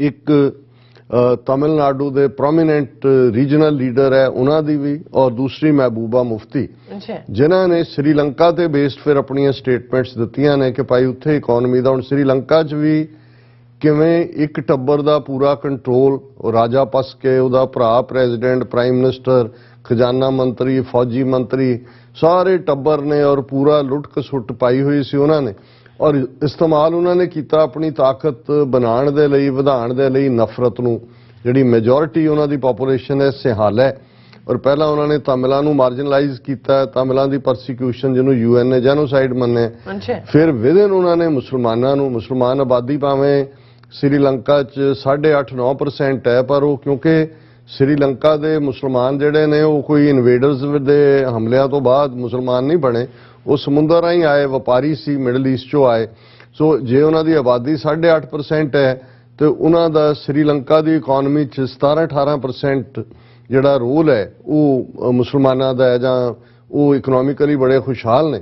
ਸੋ ਕਿਵੇਂ ਫਿਰ ਮੁਸਲਮਾਨਾਂ ਨੂੰ ਟਾਰਗੇਟ ਕੀਤਾ ਗਿਆ, ਫਿਰ ਵਿਦਨ ਹੁਣ ਇੱਕ ਪਾਸੇ ਤੁਸੀਂ ਆਪਣੀ ਤਾਕਤ ਔਰ ਆਪਣਾ ਜੱਫਾ ਡਾਇਨੈਸਟੀ ਕਾਇਮ ਰੱਖਣ ਦੇ ਲਈ ਨਫ਼ਰਤ ਦੀ ਪੋਲਿਟਿਕਸ ਦਾ ਸਹਾਰਾ ਲੈਂਦੇ ਹੋ, ਇੱਕ ਸਟੇਜ ਤੱਕ ਤਾਂ ਚੱਲ ਜਾਂਦਾ ਹੈ, ਲੇਕਿਨ ਇਵੈਂਚੁਅਲੀ ਉਹੀ ਹੋਇਆ ਜੋ ਹੋਣਾ ਸੀ ਕਿ ਇਸ ਦੇ ਥੱਲੇ ਫਿਰ ਇਹ ਹੋਇਆ ਕਿ ਉਹਨਾਂ ਤੋਂ ਇਕਨੋਮੀ ਵਾਲੀ ਗੱਲ ਹੈਂਡਲ ਹੀ ਨਹੀਂ ਹੋਈ। ਜੇ ਆਇਲ ਦਾ ਜਹਾਜ਼ ਆਇਆ ਵੀ ਉਹਨਾਂ ਦੇ ਕੋਲ ਇਨਫ ਫੋਰਨ ਐਕਸਚੇਂਜ ਵੀ ਨਹੀਂ ਸੀ, ਇਹ ਤਾਂ ਆਂਦਾ ਰਿਹਾ, ਹੁਣ 2 ਬਿਲੀਅਨ ਰਹਿ ਗਿਆ, ਹੁਣ 1.5 ਬਿਲੀਅਨ ਰਹਿ ਗਿਆ, ਹੁਣ 500 ਮਿਲੀਅਨ ਰਹਿ ਗਿਆ। ਨਤੀਜੇ ਦੇ ਤੌਰ ਤੇ ਲੋਕ ਸੜਕਾਂ ਤੇ ਨਿਕਲੇ, ਸ਼ੂਟ ਐਟ ਸਾਈਡ ਤੇ ਆਰਡਰ ਹੋਏ, ਔਰ ਅੱਜ ਉਹ ਸਾਰੇ ਹੀ 3-4 ਭਰਾ ਉਹਨਾਂ ਦੇ ਟੱਬਰ ਦੌੜੇ ਹੋਏ ਨੇ, ਜਾਨ ਬਚਾਉਣ ਨੂੰ ਅੱਗਾਂ ਲਾ ਦਿੱਤੀਆਂ ਲੋਕਾਂ ਨੇ। ਦੂਸਰਾ ਕਿਉਂਕਿ ਜਦੋਂ ਇਸ ਕਿਸਮ ਦਾ ਹੁੰਦਾ ਫਿਰ ਤਾਂ ਲੋਕਾਂ ਤੇ ਤਾਂ ਕਾਬੂ ਕੀ ਹੋਣਾ, ਤੁਸੀਂ ਭੁੱਖੇ ਮਾਰ ਰਹੇ ਹੋ, ਤੁਹਾਨੂੰ ਨਜ਼ਰ ਆ ਰਿਹਾ ਵੀ ਪੈਟਰੋਲ ਵੀ ਬੰਦ, ਬਿਜਲੀ ਵੀ ਗਈ, ਔਰ ਤੁਹਾਡੇ ਕੋਲ ਕੁਝ ਨਹੀਂ ਹੈ। ਹੁਣ ਜੋ ਔਰ ਸ਼੍ਰੀਲੰਕਾ ਦੀ ਇਕਨੋਮੀ ਕਦੇ ਇਸ ਮਾੜੇ ਦੌਰ 'ਚ ਇਸ ਕਿਸਮ ਦੇ ਨਹੀਂ ਸੀ, ਉਹਨਾਂ ਦੇ ਕੋਲ ਆਪਣੀ ਐਕਸਪੋਰਟ ਵੀ ਹੈ, ਆਪਣੀ ਕਾਫੀ, ਦੂਜੀਆਂ ਤੀਜੀਆਂ ਚੀਜ਼ਾਂ ਉਹ ਕਰਦੇ ਨੇ, ਔਰ ਜਦੋਂ ਵੀ ਸਾਊਥ ਏਸ਼ੀਅਨ ਮੁਲਕਾਂ ਦਾ ਤੁਸੀਂ ਜਿਹੜਾ ਪਾਵਰਟੀ ਗ੍ਰਾਫ ਜਾਂ ਦੂਸਰੇ ਦੇਖੋ ਉਹਨਾਂ ਦੇ ਉਹਦੇ ਤੇ ਉਹ ਹਮੇਸ਼ਾ ਹਾਇਰ ਰਹੇ ਨੇ। ਸ਼੍ਰੀਲੰਕਾ ਅਮੰਗਸ ਦਾ ਗੁੱਡ ਕੰਟਰੀਜ਼ ਰਹੇ, ਲੇਕਿਨ ਇਸ ਕਿਸਮ ਦੀਆਂ ਨੀਤੀਆਂ ਨੇ ਸ਼੍ਰੀਲੰਕਾ ਦਾ ਹਾਲ ਇਹ ਕਰ ਦਿੱਤਾ ਹੈ ਕਿ ਉਹ ਬਿਲਕੁਲ ਜਿਹੜਾ ਜਿਹਨੂੰ ਕਹਿੰਦੇ ਨੇ ਧੜਮ ਕਰਕੇ ਥੱਲੇ ਡਿੱਗਣਾ।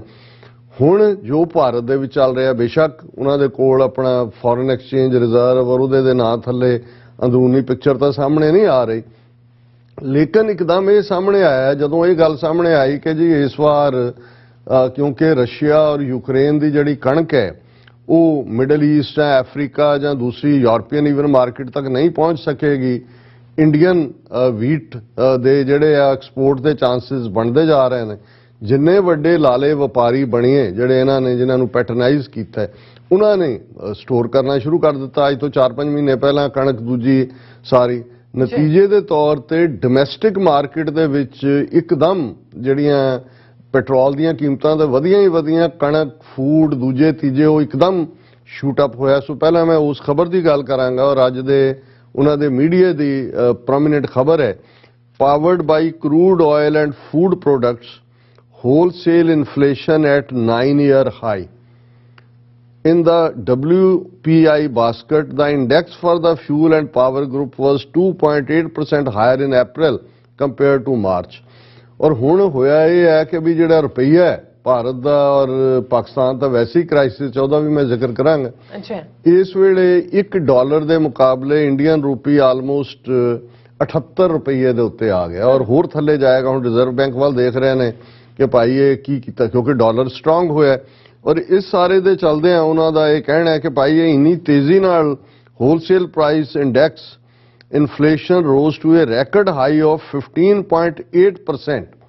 ਇਸ ਵੇਲੇ 15.8% ਉਹਦਾ ਰਾਈਜ਼ ਹੈ ਔਰ ਇਹ ਜਿਹੜਾ rising prices of crude, food products, chemicals, ਇਹ ਸਾਰੇ ਜਿਹੜੇ ਨੇ ਉਹ 13 ਮਹੀਨੇ ਪਿਛਲੇ ਤੋਂ ਲਗਾਤਾਰਤਾ ਦੇ ਨਾਲ ਇਹ ਅਪ ਤੋਂ ਅਪ ਜਾ ਰਿਹਾ ਹੈ।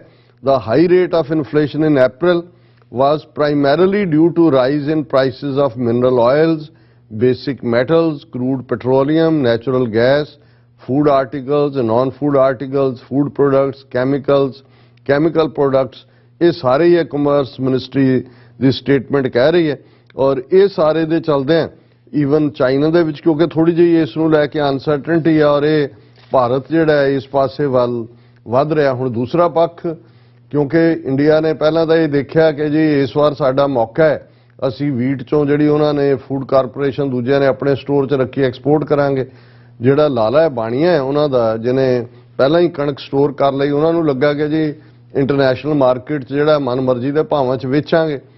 ਇਹਨੇ ਇਹ ਕੀਤਾ ਕਿ ਡੋਮੈਸਟਿਕ ਲੈਵਲ ਦੇ ਉੱਤੇ ਇੱਕਦਮ ਆਟੇ ਦੇ ਔਰ ਕਣਕ ਦੇ ਭਾਅ ਬਹੁਤ ਉੱਪਰ ਚਲੇ ਗਏ। ਲੋਕ ਚੀਕਾਂ ਮਾਰਨ ਲੱਗ ਗਏ। ਉਹਨਾਂ ਨੂੰ ਲੱਗਾ ਕਿ ਭਾਈ ਅਜੇ ਹਿਮਾਚਲ 'ਚ ਚੋਣਾਂ ਆ ਰਹੀਆਂ ਨੇ, ਗੁਜਰਾਤ 'ਚ ਆ ਰਹੀਆਂ ਨੇ, ਉੱਥੇ ਤਾਂ ਹਰ ਕੋਈ ਚੋਣਾਂ ਦੇ ਨਾਲ ਹੀ ਜੁੜਿਆ ਹੁੰਦਾ ਔਰ ਇੰਡੀਆ ਨੂੰ ਇੱਕਦਮ ਫਿਕਰ ਪਿਆ ਤੇ ਉਹਨਾਂ ਨੇ ਪਾਬੰਦੀ ਲਾ ਦਿੱਤੀ। ਉਹਨਾਂ ਨੇ ਕਿਹਾ ਜੀ ਅਸੀਂ ਵੀਟ ਐਕਸਪੋਰਟ ਨਹੀਂ ਕਰਾਂਗੇ। ਹੁਣ ਇੰਟਰਨੈਸ਼ਨਲ ਮਾਰਕੀਟ 'ਚ ਇਵੇਂ ਨਹੀਂ ਹੁੰਦਾ ਕਿ ਤੁਸੀਂ ਮਨਮਰਜ਼ੀ ਨਾਲ ਜੋ ਚਾਹੋ ਕਰੋ, ਜਿਵੇਂ ਕੋਵਿਡ ਦੇ ਚੱਲਦੇ ਆ, ਕਿਉਂਕਿ ਭਾਰਤ ਦੇ ਵਿੱਚ ਕੁਝ ਬੇਸਿਕ ਮੈਡੀਸਿਨ ਜਿਵੇਂ ਪੈਰਾਸੀਟਾਮੋਲ ਹੈ ਉਹਦੇ 'ਚ ਬਣਦੀ ਹੈ ਔਰ ਜਦੋਂ ਹੀ ਡਿਮਾਂਡ ਉਹਦੀ ਵਧੀ, ਜਦੋਂ ਕੋਵਿਡ ਦਾ ਜੇ ਪਹਿਲੀ ਵੇਵ ਆਈ, ਇੰਡੀਆ ਨੇ ਪਾਬੰਦੀ ਲਾ ਦਿੱਤੀ ਸੀ ਪਰ ਇੰਟਰਨੈਸ਼ਨਲ ਪ੍ਰੈਸ਼ਰ ਦੇ ਥੱਲੇ ਉਹਨਾਂ ਨੂੰ ਪਾਬੰਦੀ ਚੁੱਕਣੀ ਪਈ ਸੀ ਕਿ ਵੀ ਜਦੋਂ ਇਸ ਕਿਸਮ ਦੀ ਗਲੋਬਲ ਮਾਰਕੀਟ ਕ੍ਰੀਏਟ ਕੀਤੀ ਹੋਈ ਹੈ ਕਿ ਕਿਤੇ ਇਨਗਰੀਡੀਐਂਟ ਨੇ ਮੈਡੀਸਨ ਬਣਾਉਣ ਲਈ, ਕਿਤੇ ਉਹ ਮੈਨੂਫੈਕਚਰ ਹੁੰਦੀ ਹੈ, ਕਿਸੇ ਹੋਰ ਪਾਸਿਓਂ ਉਹਦੇ ਦੂਸਰੇ ਜਿਹੜੇ ਉਹਦੇ 'ਚ ਐਡ ਕਰਨ ਵਾਲੇ ਕੋਈ ਵੀ ਕੈਮੀਕਲ ਹੁੰਦੇ ਨੇ ਉਹ ਆਉਂਦੇ ਨੇ। ਔਰ ਹੁਣ ਕਿਉਂਕਿ G7 ਦੀ ਮੀਟਿੰਗ ਹੋਣ ਜਾ ਰਹੀ ਹੈ ਆਉਣ ਵਾਲੇ ਪੀਰੀਅਡ 'ਚ ਔਰ ਭਾਰਤ ਆਉਣ ਵਾਲੇ ਪੀਰੀਅਡ 'ਚ ਉਹਦਾ G20 ਉਹਨਾਂ ਦਾ ਫਿਊਚਰ ਚੇਅਰਮੈਨ ਵੀ ਹੋਏਗਾ ਤੇ ਗਲੋਬਲ ਫੂਡ ਸਿਕਿਉਰਿਟੀ ਦੇ ਚੱਲਦੇ ਆ ਭਾਰਤ ਦੇ ਉੱਤੇ ਉਹਨਾਂ ਨੇ ਹੁਣ ਦਬਾਅ ਬਣਾਉਣਾ ਸ਼ੁਰੂ ਕੀਤਾ ਹੈ ਕਿ ਇਹ ਰਿਵਰਸ ਕਰੋ ਬੈਨ ਨੂੰ ਜਿਹੜਾ ਤੁਸੀਂ ਵੀਟ ਐਕਸਪੋਰਟ ਦੇ ਉੱਤੇ ਲਾਇਆ। ਔਰ ਇਸ ਮਾਮਲੇ ਦੇ ਵਿੱਚ even US secretary of state Antony Blinken ਨੇ ਵੀ ਜਿਹੜਾ ਹੈ ਇਹ ਭਾਰਤ ਨੂੰ ਕਿਹਾ ਕਿ ਵੀ ਇਹ ਤੁਹਾਡਾ ਕੰਮ ਠੀਕ ਨਹੀਂ ਹੈ। ਦਾ ਗਵਰਨਮੈਂਟ ਹੈਡ ਉਹਨਾਂ ਨੇ ਐਕਸਪੋਰਟ ਦੀ ਪ੍ਰੋਹਿਬਿਸ਼ਨ ਕੀਤੀ ਹੈ ਔਰ ਕਿਵੇਂ ਉੱਥੇ ਇਹਨਾਂ ਦਾ ਵਪਾਰੀ ਤਬਕਾ ਜਿਹਨੂੰ ਇਹ ਪੈਟਰਨਾਈਜ਼ ਕਰਦੇ ਨੇ, ਇਹ ਸਟੇਟਮੈਂਟ ਭਾਰਤੀ ਕਿਸਾਨ ਯੂਨੀਅਨ ਦੀ ਹੈ ਕਿ the Bharati Kisan Union leading farmers outfit has alleged that the traders began hoarding wheat, sensing export opportunity in the international market as Russian attack on Ukraine from February 24th crippled the latter's agriculture sector। और ये उन्होंने कहा कि भाई इस नूं उन्होंने बिल्कुल रुकिया नहीं है। उन्होंने कहा जी ठीक है साडे बाणीए पैसे बनाउंदे ने बनाते रहें और इस सब दे चलदे इंडिया दा अपना हाल जो असीं देख रहे हैं इस दे उत्ते ही जिहड़ा दो स्टेटमेंट्स जिन्हां दा मैं जिक्र कीता है। पहला मैं महबूबा मुफ्ती जिन्हें ट्वीट किया और इवन इंडियन मीडिया ने भी खबर लाई, events in Sri Lanka should be wake up call for India कि भाई जो लंका च हो रहा है तुसी देखो भी तुहाडे लई तुसी भी उस पासे नूं जा रहे हो। ये और महबूबा मुफ्ती दा ट्वीट है, what happened in Sri Lanka should serve as a wake up call. Since 2014, India is being whipped into a communal frenzy and imagined fears.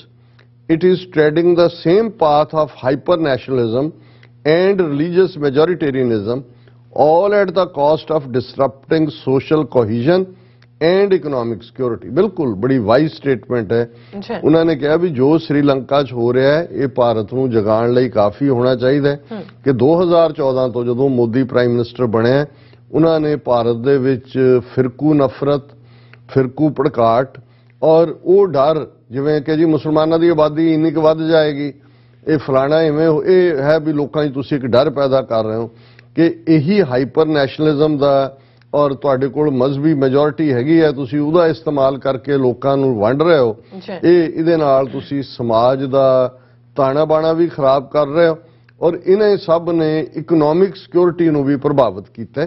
और यही गल और मैनू इस गल की खुशी भी हुई कि जे एक पासे भारत दे नॉर्थ च कश्मीर च बैठी महबूबा मुफ्ती महसूस करती है कि भी ये श्रीलंका वाले राह वाल जा रहे हैं, तो दूसरे पासे साउथ दे विच तमिलनाडु दे विच थिरुमावलाम ये सज्जन ने और उन्होंने ये गल कही है। उत्थे दी एक रीजनल पार्टी है कैथल चीफ थोल, क्योंकि ड्रेविडन नेम्स ने उन्होंने थले, और उहदे च उन्होंने कहा कि pluralistic India will soon witness what is now happening in Sri Lanka, general unrest and economic crisis। कि प्लूरल इंडिया है क्योंकि इसका समाजिक ताना बाना तोड़ दिता है हिंदू तवियां ने, ये श्रीलंका के राह पै गया। उन्होंने कहा कि भी ये इवें ही हशर होएगा इन्हां दा भी if the BJP led union government continues to push nefarious anti people policies such as one nation, one language, one religion, one law, one election policies. उन्होंने कहा भी जे यही वो हिंदू हिंदी हिंदुस्तान और एक इलैक्शन ते फलाना तो फिर इन्हां दा हशर श्रीलंका वाला ही होएगा। और उन्हें तो बिल्कुल नाल है। In India Narendra Modi led government is also pursuing similar policy to push the pluralistic country towards one culture, one language, one religion, one party to ensure BJP's everlasting administration. If so, what is happening in Sri Lanka will happen in India in the next future, which should be realized by the rulers and their supporters. उन्होंने कहा भी जो उत्थे वापर रहा है ये तुहाडे नाल भी होण जा रहा है। और मैं तो अक्सर कबीर साहब का ये श्लोक ही कोट करदा है कि जो पड़ोसी के हुआ तू अपने भी जान, कि जो गवांढी नाल होया समझ तेरे नाल भी होया। और पाकिस्तान के हवाले नाल तो मैं एक एज ए वैल विशर, एक दोस्त, हमदर्द के नाते यही कहना चाहता कि जिस पाकिस्तान ने कोविड के चलदे अपनी इकोनॉमी नूं भी बहुत चंगी तरह हैंडल किया इमरान खान साहब की क्यादत के थले, और जानी नुकसान भी बहुत घट होया। लेकिन अनफॉर्चुनेटली पिछले पीरीयड च जदों तो हुण ये इनर पार्ट चल रहा है, एक पासे इलैक्शनस की मंग है, दूसरे पासे इंपोर्टेड गवर्नमेंट के हवाले नाल गल हो रही है। इसका नतीजा है कि अनसर्टनटी है मार्केट दे विच। IMF ने भी हाथ पिछे खिंचे है। नवी हुकूमत जिहड़ी बनी उन्होंने सऊदी अरेबिया या IMF या UAE ने भी कोई बहुता जिहड़ी है वो घा नहीं पाया है। और इस दे नाल चलदे हैं रुपया पाकिस्तान का बहुत थल्ले नूं जा रहा है। और जे ये क्राइसिस और होपफुली कुछ ना कुछ पॉजिटिव भी अज सुप्रीम कोर्ट का फैसला है पाकिस्तान दे, उस तो बाद हो सकता है कि कुछ चीज़ां सॉर्ट आउट होण जिन्हां बारे अनसर्टनटी सी। लेकिन मैनूं ये लगता भी उन्हां दे बड़े सियाणे सियाणे जिहड़े उन्हां दे वाइज लोग ने टॉक शोज़ वाले जां दूजे वो भी बड़ी बुरी तरह वंडे जा चुके हैं। क्योंकि साडा एक पाकिस्तान दे वैल विशर होने के नाते मैं बेशक साडे भी अपने प्रो जां अगेंस्ट बायस ने, लेकिन फिर भी कोशिश हुंदी है भी असीं इस सारे नूं अनबायस तरीके नाल देखीए। तो मैनूं ये नज़र आ रहा है कि भी सिर्फ फेथ नाल ही गल जे असीं हुण जिवें अज एक प्रोमिनेंट जिहड़े होस्ट ने उन्होंने किसी ने पूछा कि भी जो चल रहा है भी ये श्रीलंका वाला हाल तो साडा नहीं होएगा। उन्होंने कहा नहीं, पाकिस्तान नूं जिहड़ा एक डिवाइन ब्लैसिंग दे नाल क्रिएट किया गया और पाकिस्तान हर क्राइसिस नूं हैंडल कर लैंदा, उस चों निकल जांदा है। और ये भी जिहड़ा इंशाअल्लाह असीं इस चों भी निकल जाएंगे।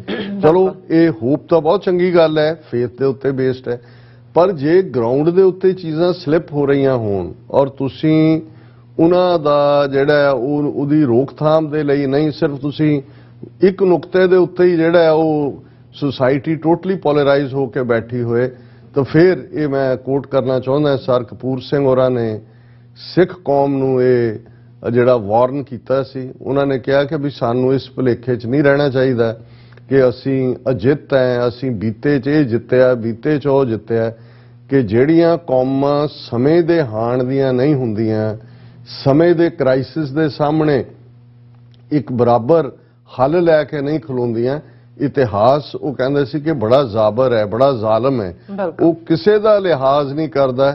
ਨੋ ਮੈਟਰ ਤੁਹਾਡਾ ਪਾਸਟ ਕਿੰਨਾ ਗਲੋਰੀਅਸ ਹੋਏ, ਤੁਹਾਡਾ ਫੇਥ ਕਿੰਨਾ ਮਜ਼ਬੂਤ ਹੋਏ, ਪਰ ਤੁਹਾਨੂੰ ਆਪਣੀ ਸਰਵਾਈਵਲ ਦੇ ਲਈ ਸਮੇਂ ਦੇ ਹਾਣ ਦਾ ਜਿਹੜਾ ਉਹ ਹੋਣਾ ਪੈਂਦਾ ਹੈ। ਔਰ ਉਹਨਾਂ ਨੇ ਸਿੱਖਾਂ ਨੂੰ ਕਿਹਾ ਸੀ ਕਿ ਜੇ ਤੁਸੀਂ ਇਵੇਂ ਹੀ ਰਹੇ, ਬੀਤੇ ਦੀ ਗਲੋਰੀ ਦੇ ਵਿੱਚ ਹੀ ਆਪਣੇ ਆਪ ਨੂੰ ਕਰਦੇ ਰਹੇ, ਤਾਂ ਫਿਰ ਸਾਨੂੰ ਇਹ ਭੁਲੇਖਾ ਨਹੀਂ ਹੋਣਾ ਚਾਹੀਦਾ ਕਿ ਅਸੀਂ ਵੀ ਉਸੇ ਹੀ ਸਮੇਂ ਦੇ ਥਪੇੜਿਆਂ ਦੀ ਮਾਰ ਦੇ ਵਿੱਚ ਆ ਸਕਦੇ ਹਾਂ ਔਰ ਸਾਡਾ ਵੀ ਉਹੀ ਹਸ਼ਰ ਹੋ ਸਕਦਾ ਹੈ ਜਿਹੜੇ ਉਹਨਾਂ ਰਜੀਮਸ ਦਾ ਹੋਇਆ। ਔਰ ਮੈਂ ਤਾਂ ਈਵਨ ਇਸਲਾਮਿਕ ਸਿਵਲਾਈਜੇਸ਼ਨ ਦੇ ਹਵਾਲੇ ਨਾਲ ਜਦੋਂ ਬਗਦਾਦ ਦੀ ਸਿਵਲਾਈਜੇਸ਼ਨ ਦੀ ਗੱਲ ਹੁੰਦੀ ਹੈ ਤੇ ਅਕਸਰ ਇਹ ਕਿਹਾ ਜਾਂਦਾ ਹੈ ਕਿ ਭਾਈ ਉਧਰੋਂ ਹਮਲਾ ਹੋ ਰਿਹਾ, ਚੜਿਆ ਹੋਇਆ ਜ਼ਾਲਮ, ਔਰ ਉਸ ਬਗਦਾਦ ਦੇ ਵਿੱਚ ਬੈਠੇ ਉਹਨਾਂ ਦੇ ਉਲਮਾ ਔਰ ਦੂਸਰੇ ਇਹ ਡਿਬੇਟ ਕਰ ਰਹੇ ਸੀ ਕਿ ਜਿਹੜਾ ਕਊਆ ਹੈ ਇਹ ਹਲਾਲ ਹੈ ਕਿ ਹਰਾਮ ਹੈ। ਸੋ ਜ਼ਾਹਿਰ ਹੈ ਕਿ ਵੀ ਇਸ਼ੂ ਤਾਂ ਠੀਕ ਹੈ ਮਜ਼ਹਬੀ ਤੌਰ ਦੇ ਉੱਤੇ, ਪਰ ਚੈਲੰਜ ਕੀ ਹੈ ਤੇ ਤੁਸੀਂ ਫਸੇ ਕਿੱਥੇ ਹੋਏ ਹੋ।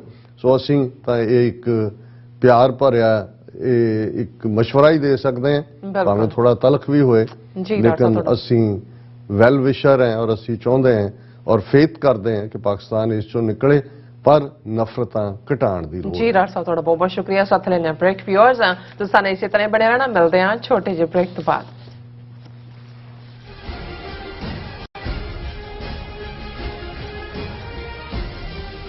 ਗੁਰਦੁਆਰਾ ਦਸ਼ਮੇਸ਼ ਦਰਬਾਰ ਕਾਟਰੇਟ ਅਤੇ ਗੁਰਦੁਆਰਾ ਸਿੰਘ ਸਭਾ ਕਾਟਰੇਟ ਦੀਆਂ ਕਮੇਟੀਆਂ ਵੱਲੋਂ ਰਲ ਕੇ ਕਾਟਰੇਟ ਨਗਰ ਕੀਰਤਨ ਖਾਲਸਾ ਡੇ ਪਰੇਡ 21 ਮਈ ਦਿਨ ਸ਼ਨੀਵਾਰ ਨੂੰ ਨਿਕਲੇਗੀ। ਸਭ ਤੋਂ ਪਹਿਲੇ ਬਾਰੋ ਹਾਲ ਵਿਖੇ 9 ਤੋਂ 11 ਵਜੇ ਤੱਕ ਬੱਚਿਆਂ ਦਾ ਕੀਰਤਨ ਢਾਡੀ ਵਾਰਾਂ ਉਪਰੰਤ 11:30 ਵਜੇ ਖਾਲਸਾਈ ਪਰਚਮ ਚਲਾਇਆ ਜਾਵੇਗਾ।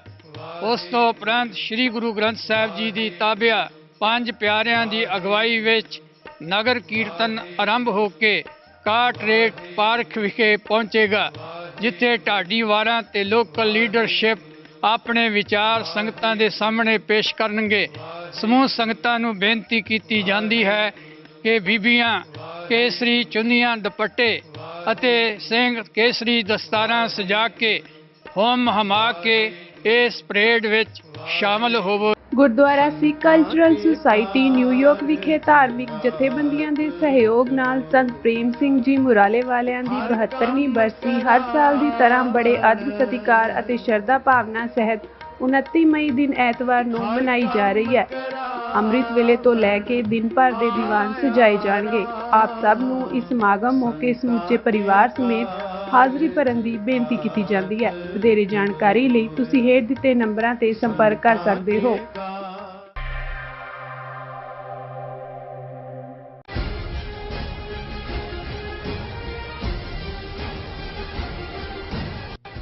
ਦਰਸ਼ਕੋ ਬ੍ਰੇਕ ਤੋਂ ਬਾਅਦ ਆਪਾਂ ਤੁਹਾਨੂੰ ਸਭ ਨੂੰ ਚੀਆਂ ਕਹਿੰਦੇ ਆ ਵਿਊਅਰਸ ਗੱਲਬਾਤ ਕਰਾਂਗੇ ਕਿ ਕਰਨਾਟਕਾ ਵਿੱਚ ਸ਼੍ਰੀ ਰਾਮ ਸੈਨਾ ਦੇ ਮੁਖੀ ਵੱਲੋਂ ਕਿਹਾ ਗਿਆ ਹੈ ਕਿ ਭਾਰਤ ਵਿੱਚ ਸਾਰੇ ਮਦਰਸਿਆਂ ਤੇ ਪਾਬੰਦੀ ਲੱਗਣੀ ਚਾਹੀਦੀ ਹੈ। ਇਸ ਤੋਂ ਪਹਿਲਾਂ ਰਾਮ ਸੈਨਾ ਮੁਖੀ ਨੇ ਕਰਨਾਟਕਾ ਵਿੱਚ ਗੈਰ ਕਾਨੂੰਨੀ ਚਰਚਾ ਨੂੰ ਢਾਉਣ ਦੀ ਜਿਹੜੀ ਕਾਲ ਵੀ ਦਿੱਤੀ ਸੀ। ਸੋ ਕੀ ਭਾਰਤ ਇੱਕ ਹਿੰਦੂ ਰਾਸ਼ਟਰ ਬਣ ਚੁੱਕਾ ਹੈ, ਇਸ ਬਾਰੇ ਆਪਾਂ ਗੱਲਬਾਤ ਕਰਨ ਜਾ ਰਹੇ ਹਾਂ। ਸੋ ਅਸੀਂ ਚਾਹਾਂਗੇ ਕਿ ਤੁਸੀਂ ਨਾਲ ਇਸੇ ਤਰ੍ਹਾਂ ਬਣੇ ਰਹਿਣਾ। ਦੇਖਣ ਸੁਣਨ ਲਈ ਐਂਡ ਲਿਖਣ ਲਈ ਤੁਹਾਡਾ ਸਭ ਦਾ ਬਹੁਤ ਬਹੁਤ ਸ਼ੁਕਰੀਆ। ਜੀ ਡਾਕਟਰ ਸਾਹਿਬ ਕੀ ਕਹਿਣਾ ਚਾਹੋਗੇ? ਦੇਖੋ ਪਿਛਲੇ ਸੈਗਮੈਂਟ 'ਚ ਅਸੀਂ ਗੱਲਬਾਤ ਕੀਤੀ ਹੈ ਕਿ ਕਿਵੇਂ ਇਹ ਭਾਰਤ ਨੂੰ ਜਿਹੜੇ ਲੋਕ ਦੇਖਦੇ ਨੇ, ਸਮਝਦੇ ਨੇ ਕਿ ਉੱਥੇ ਕਿਸ ਕਿਸਮ ਦਾ ਨਫ਼ਰਤ ਭਰਿਆ ਮਾਹੌਲ ਸਟੇਟ ਲੈਵਲ ਦੇ ਉੱਤੇ ਕ੍ਰੀਏਟ ਕੀਤਾ ਗਿਆ ਹੈ, ਕਿਵੇਂ ਸਟੇਟ ਪੈਟਰਨਾਈਜ਼ ਕਰ ਰਹੀ ਹੈ, ਮੀਡੀਆ ਬਲਦੀ ਦੇ ਉੱਤੇ ਤੇਲ ਦਾ ਕੰਮ ਕਰਦਾ ਹੈ ਔਰ ਜੁਡੀਸ਼ਰੀ ਇਸ ਵੇਲੇ ਹਿੰਦੂ ਤਵੀਆਂ ਦੇ ਏਜੰਡੇ ਨੂੰ ਨਾ ਸਿਰਫ ਡਿਫੈਂਡ ਕਰਦੀ ਹੈ ਸਗੋਂ ਉਸ ਨੂੰ ਅੱਗੇ ਤੋਰ ਰਹੀ ਹੈ। ਜੀ ਔਰ ਅਸੀਂ ਆਲਰੇਡੀ ਜ਼ਿਕਰ ਕੀਤਾ ਸੀ ਕਿ ਕਿਵੇਂ ਬਾਬਰੀ ਮਸਜਿਦ ਦੇ ਕੇਸ ਨੂੰ ਜੁਡੀਸ਼ਰੀ ਨੇ ਕਿਸ ਤਰ੍ਹਾਂ ਅਲਟੀਮੇਟਲੀ ਜਿਹੜੇ ਬਲਵਾ ਕਰਨ ਵਾਲੇ ਸੀ, ਹਮਲਾਵਰ ਸੀ, ਉਸ ਨੂੰ ਤੋੜਨ ਵਾਲੇ ਉਹਨਾਂ ਦੇ ਹੱਕ 'ਚ ਫਤਵਾ ਦਿੱਤਾ। 9 ਨਵੰਬਰ 2019 ਨੂੰ। और उदों हिंदू तवियां वालों ये कहा गया कि ये तो पहली झांकी है, मथुरा काशी बाकी है। सो मथुरा का केस लोकल जुडिशियल अदालत ने ऑलरेडी उलझा लिया होया। आने वाले पीरीयड च असीं देखांगे कि गल होर हिंदू तवियां दे हक च जाएगी। पर all of a sudden Varanasi, Kashi, Banaras उस दी ज्ञानवापी मसीत नूं लैके 5 हिंदू औरतां ने दिल्ली दीयां रहण वालियां उन्होंने ਕਿਹਾ ਜੀ ਸਾਨੂੰ ਸੁਪਨੇ 'ਚ ਆਹ ਦੇਵਤੇ ਆਏ ਨੇ ਤੇ ਆਹ ਦੇਵੀਆਂ ਆਈਆਂ ਕਿ ਅੰਦਰ ਸਾਡਾ ਜਿਹੜਾ ਹੈ ਉਹ ਅਸੀਂ ਪੂਜਾ ਕਰਨੀ ਹੈ। ਔਰ ਲੋਕਲ ਅਦਾਲਤ ਜ਼ਾਹਰ ਹੈ ਉੱਥੇ ਜੋਗੀ ਦੇ ਬੰਦੇ ਬੈਠੇ ਹੋਏ ਨੇ। ਉਹਨਾਂ ਨੇ ਕਿਹਾ ਜੀ ਅਸੀਂ ਸਰਵੇ ਟੀਮ ਬਣਾ ਦਿੱਤੀ ਹੈ, ਉਹ ਜਾ ਕੇ ਅੰਦਰ ਸਰਵੇ ਕਰੇਗੀ ਕਿ ਕੋਈ ਨਿਸ਼ਾਨ ਕੋਈ ਮੰਦਰ ਦਾ ਕੋਈ ਦੂਜਾ ਹੈ। ਔਰ ਅਚਾਨਕ ਜਿਹੜਾ ਉਹਨਾਂ ਨੂੰ ਅਗਲੇ ਦਿਨ ਆ ਜਾਂਦਾ ਜੀ ਉਹਨੇ ਰਿਪੋਰਟ ਨੇ ਕੋਰਟ ਨੇ ਸੀਲ ਕਰਨ ਦਾ ਆਰਡਰ ਕੀਤਾ ਹੈ क्योंकि ਕੰਪਲੈਕਸ ਦੇ ਅੰਦਰ ਮਸਜਿਦ ਕੰਪਲੈਕਸ ਦੇ ਅੰਦਰ ਤਲਾਬ ਦੇ ਨੇੜੇ ਉਹਨਾਂ ਨੂੰ ਸ਼ਿਵਲਿੰਗ ਮਿਲਿਆ। ਹਾਲਾਂ ਮੈਂ ਕਿਤੇ ਦੇਖ ਰਿਹਾ ਸੀ ਐਕਚੁਅਲੀ ਉਹ ਤਲਾਬ ਦਾ ਇੱਕ ਫੁਹਾਰਾ, ਹੁਣ ਫੁਹਾਰਾ ਵੀ ਐਂ ਹੀ ਬਲਜ ਕੀਤਾ ਹੁੰਦਾ ਜੋ ਜਿਹਾ ਸ਼ਿਵਲਿੰਗ ਬਣਾਇਆ ਹੁੰਦਾ ਇਹਨਾਂ ਨੇ ਉਹ ਹੈ, ਪਰ ਉਹਨੂੰ ਉਹਨਾਂ ਨੇ ਸ਼ਿਵਲਿੰਗ ਕਹਿ ਕੇ ਕੋਰਟ ਨੇ ਉਹਨੂੰ ਸੀਲ ਕਰਨ ਦਾ ਆਰਡਰ ਕਰ ਦਿੱਤਾ। ਹੁਣ ਲੋਕਲ ਅਦਾਲਤਾਂ ਤੋਂ ਤਾਂ ਜੋ ਹੁੰਦਾ ਹੈ ਉਹ ਤਾਂ ਆਸ ਹੁੰਦੀ ਹੈ ਕਿ ਭਾਈ ਉਹ ਕਿਵੇਂ ਖਰੀਦੇ ਹੋਏ ਜਾਂ ਉਹ ਆਪਣਾ ਹਿੰਦੂ ਤੋਂ ਵੀ ਏਜੰਡਾ ਕਰ ਰਹੇ ਨੇ ਪਰਸਿਊ। पर जदों इस दे उत्ते सुप्रीम कोर्ट च विरोधी धिर ने ज़ाहिर है जिहड़े मसीत दे प्रबंधक ने उन्होंने पैटिशन की ते हुण सुप्रीम कोर्ट भी खुल के हिंदू तवियां दे हक च आ गया है। Gyanvapi case, supreme court orders protection of area where Shivling found. उन्होंने सुप्रीम कोर्ट ने भी कहता जी उस एरिया नूं सील कर दिओ, सुरक्षित कर दिओ जिथे कि शिवलिंग मिलिया।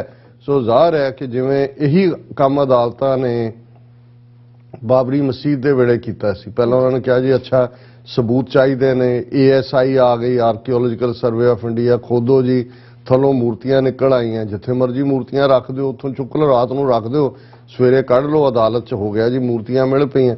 हुण गल कल्ली ये नहीं है भी ये जिवें असीं कल भी जिक्र कीता सी कि अड लैवल दे उत्ते ये लड़ाई वो लड़ रहे हैं, अड जथेबंदियां अपने काम ते लगियां हुई हैं। और इसे तरह श्री राम सेना ਨਾਂ ਦੀ ਇੱਕ ਆਰਗੇਨਾਈਜੇਸ਼ਨ ਕਰਨਾਟਕਾ ਦੇ ਵਿੱਚ ਕਿਉਂਕਿ ਬੀਜੇਪੀ ਦੀ ਹਕੂਮਤ ਹੈ, ਪਹਿਲਾਂ ਉਹਨਾਂ ਦੀ ਇੱਕ ਸਟੇਟਮੈਂਟ ਰਾਮ ਸੈਨਾ ਦੀ 14 ਮਈ ਨੂੰ ਸੀ ਕਰਨਾਟਕਾ ਦੇ ਹਵਾਲੇ ਨਾਲ, ਸ਼੍ਰੀ ਰਾਮ ਸੈਨਾ ਕਾਲਸ ਟੂ ਡਿਮੋਲਿਸ਼ ਇਲੀਗਲ ਚਰਚਿਸ। ਇਹ ਰਾਮ ਸੈਨਾ ਨੇ ਕਿਹਾ ਕਿ ਵੀ ਬੁਲਡੋਜ਼ ਕਰ ਦਿਓ, ਵੀ ਸਟੇਟ ਦੇ ਵਿੱਚ ਬਹੁਤ ਸਾਰੇ ਇਲੀਗਲ ਚਰਚ ਬਣੇ ਹੋਏ ਨੇ, ਹਿੰਦੂਆਂ ਨੂੰ ਕਨਵਰਟ ਕੀਤਾ ਜਾ ਰਿਹਾ ਹੈ ਔਰ ਇਹ ਸਾਰਿਆਂ ਨੂੰ। ਔਰ ਉਹਨੇ ਕਿਹਾ ਵੀ I would request the government to demolish all the churches. ਇਹ ਸਟੇਟਮੈਂਟ ਜਿਹੜੀ ਹੈ और उन्हें कर्नाटका गवर्नमेंट को कहा जी चर्च सर्वे तुहाडा ठीक नहीं है, साडे सर्वे मुताबिक इन्ने परसेंट 90% चर्च इलीगल ने, इन्हों डिमोलिश कर दो। अजे इस स्टेटमेंट की स्याही भी नहीं सी सुक्की ते अज main statement Shri Ram Sena chief demands ban on all madrasas. उन्हें मंग की है, इसका नाम राम सैन प्रमोद मुथाकिक है, has demanded a ban on madrasas in India.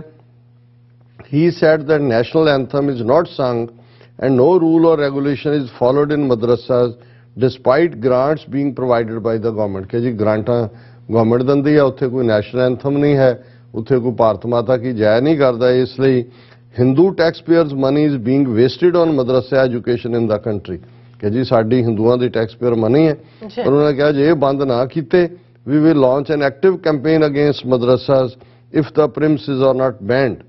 If the state and central government do not heed our demand for the ban, then Sri Ram Sena will start an active campaign against the madrasas। So, एक पासे church ढा दिओ, दूजे पासे मदरसे सारे बंद कर दिओ ते सुप्रीम कोर्ट जिहदे कोल अदरवाइज जग्गी जौल वर्गे केस दा जिहड़ा जग्गी जौल ब्रिटिश सिटीजन पिछले 4 साल तो उन्होंने जिहड़ा रखिया जेल दे विच तिहाड़ दे विच टॉर्चर कर रहे हैं।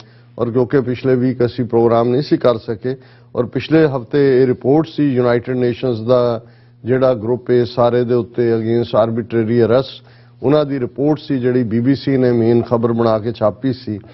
UN group no legal basis for Jagtar Singh Johal's detention in India. कि भी ये जिहड़ी जग्गी जौल नूं डिटेन किया होया ये बिल्कुल इलीगल है और ये United Nations working group on arbitrary detention has said that Mr. Joel has been detained arbitrarily and should be released immediately। ਹੁਣ ਜਿਹੜੇ ਸੁਪਰੀਮ ਕੋਰਟ ਨੂੰ ਉਹ ਫੁਹਾਰਾ ਜਿਹੜਾ ਵਿੱਚੋਂ ਨਿਕਲਿਆ ਉਹਦੇ ਚੋਂ ਸ਼ਿਵਲਿੰਗ ਨਜ਼ਰ ਆਉਂਦਾ ਹੈ।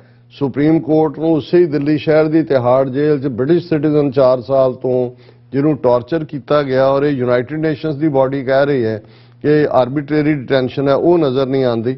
ਔਰ ਇਹ ਜਿਹੜਾ ਉਹਨਾਂ ਨੇ working group is a panel of experts which investigates whether a person's detention breaches accepted standards in international human rights law।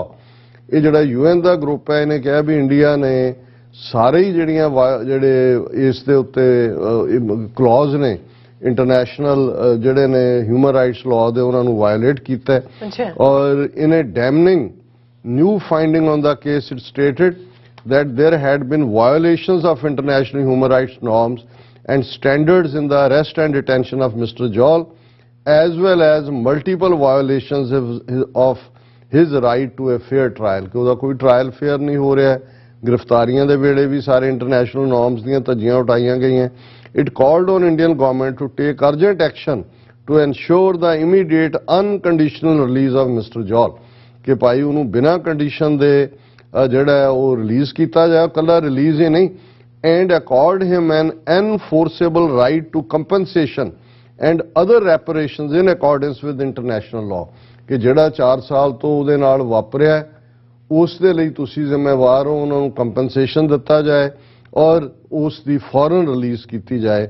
ਹੁਣ ਇਹ ਬਹੁਤ ਵੱਡੀ ਗੱਲ ਹੈ ਵੀ ਇਸ ਲੈਵਲ ਤੇ ਜਿਹੜਾ ਯੂਐਨ ਦੀ ਇਹ ਰਿਪੋਰਟ ਹੈ, ਲੇਕਿਨ ਇਸ ਸਾਰੇ ਦੇ ਵਿੱਚ ਇਹਦਾ ਕੋਈ ਅਸਰ ਨਹੀਂ ਹੋਣਾ ਕਿਉਂਕਿ ਉਹ ਇਸ ਵੇਲੇ ਸਿੱਧੇ ਜ਼ੁਲਮ ਦੇ ਨਾਲ, ਅੰਨੀ ਤਾਕਤ ਦੇ ਨਾਲ ਘੱਟ ਗਿਣਤੀਆਂ ਨੂੰ ਸਬਕ ਸਿਖਾ ਰਹੇ ਨੇ, ਘੱਟ ਗਿਣਤੀਆਂ ਨੂੰ ਹਿੰਦੂਤਵਾ ਦੇ ਖਾਰੇ ਸਮੁੰਦਰ 'ਚ ਡੋਬਣਾ ਚਾਹੁੰਦੇ ਨੇ।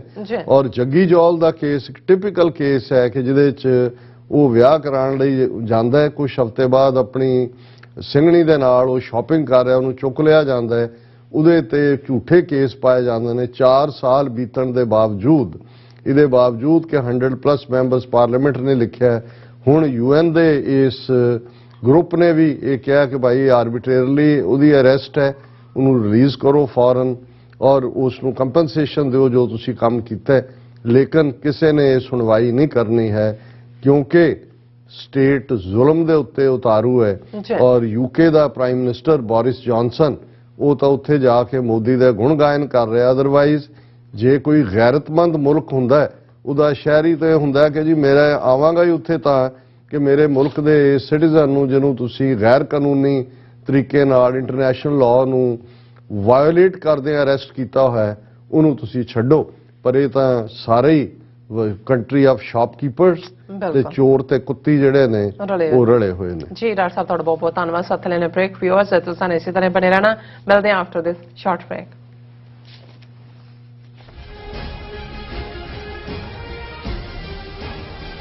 ਖਾਲਿਸਤਾਨ ਰੈਫਰੈਂਡਮ ਦੀਆਂ ਵਰੇਸ਼ੀਆ ਵਿਖੇ ਰਿਕਾਰਡ ਤੋੜ ਵੋਟਾਂ ਤੋਂ ਬਾਅਦ ਅਗਲਾ ਪੜਾਅ ਨੋਵੇਲਾਰਾ ਰੱਜੋ ਮਿਲਿਆ।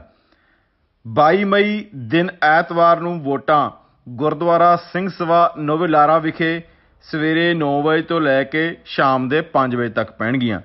ਹੋਰ ਜਾਣਕਾਰੀ ਲਈ ਸੰਪਰਕ ਕਰੋ +39 350 9540811 ਜਾਂ +39 327 583 0424। ਜੰਗ ਹਿੰਦ ਪੰਜਾਬ ਦਾ ਹੋਣ ਲੱਗਾ, ਸਾਡੇ ਤਖਤ ਨੂੰ ਘੇਰਾ ਪਾ ਲਿਆ ਏ।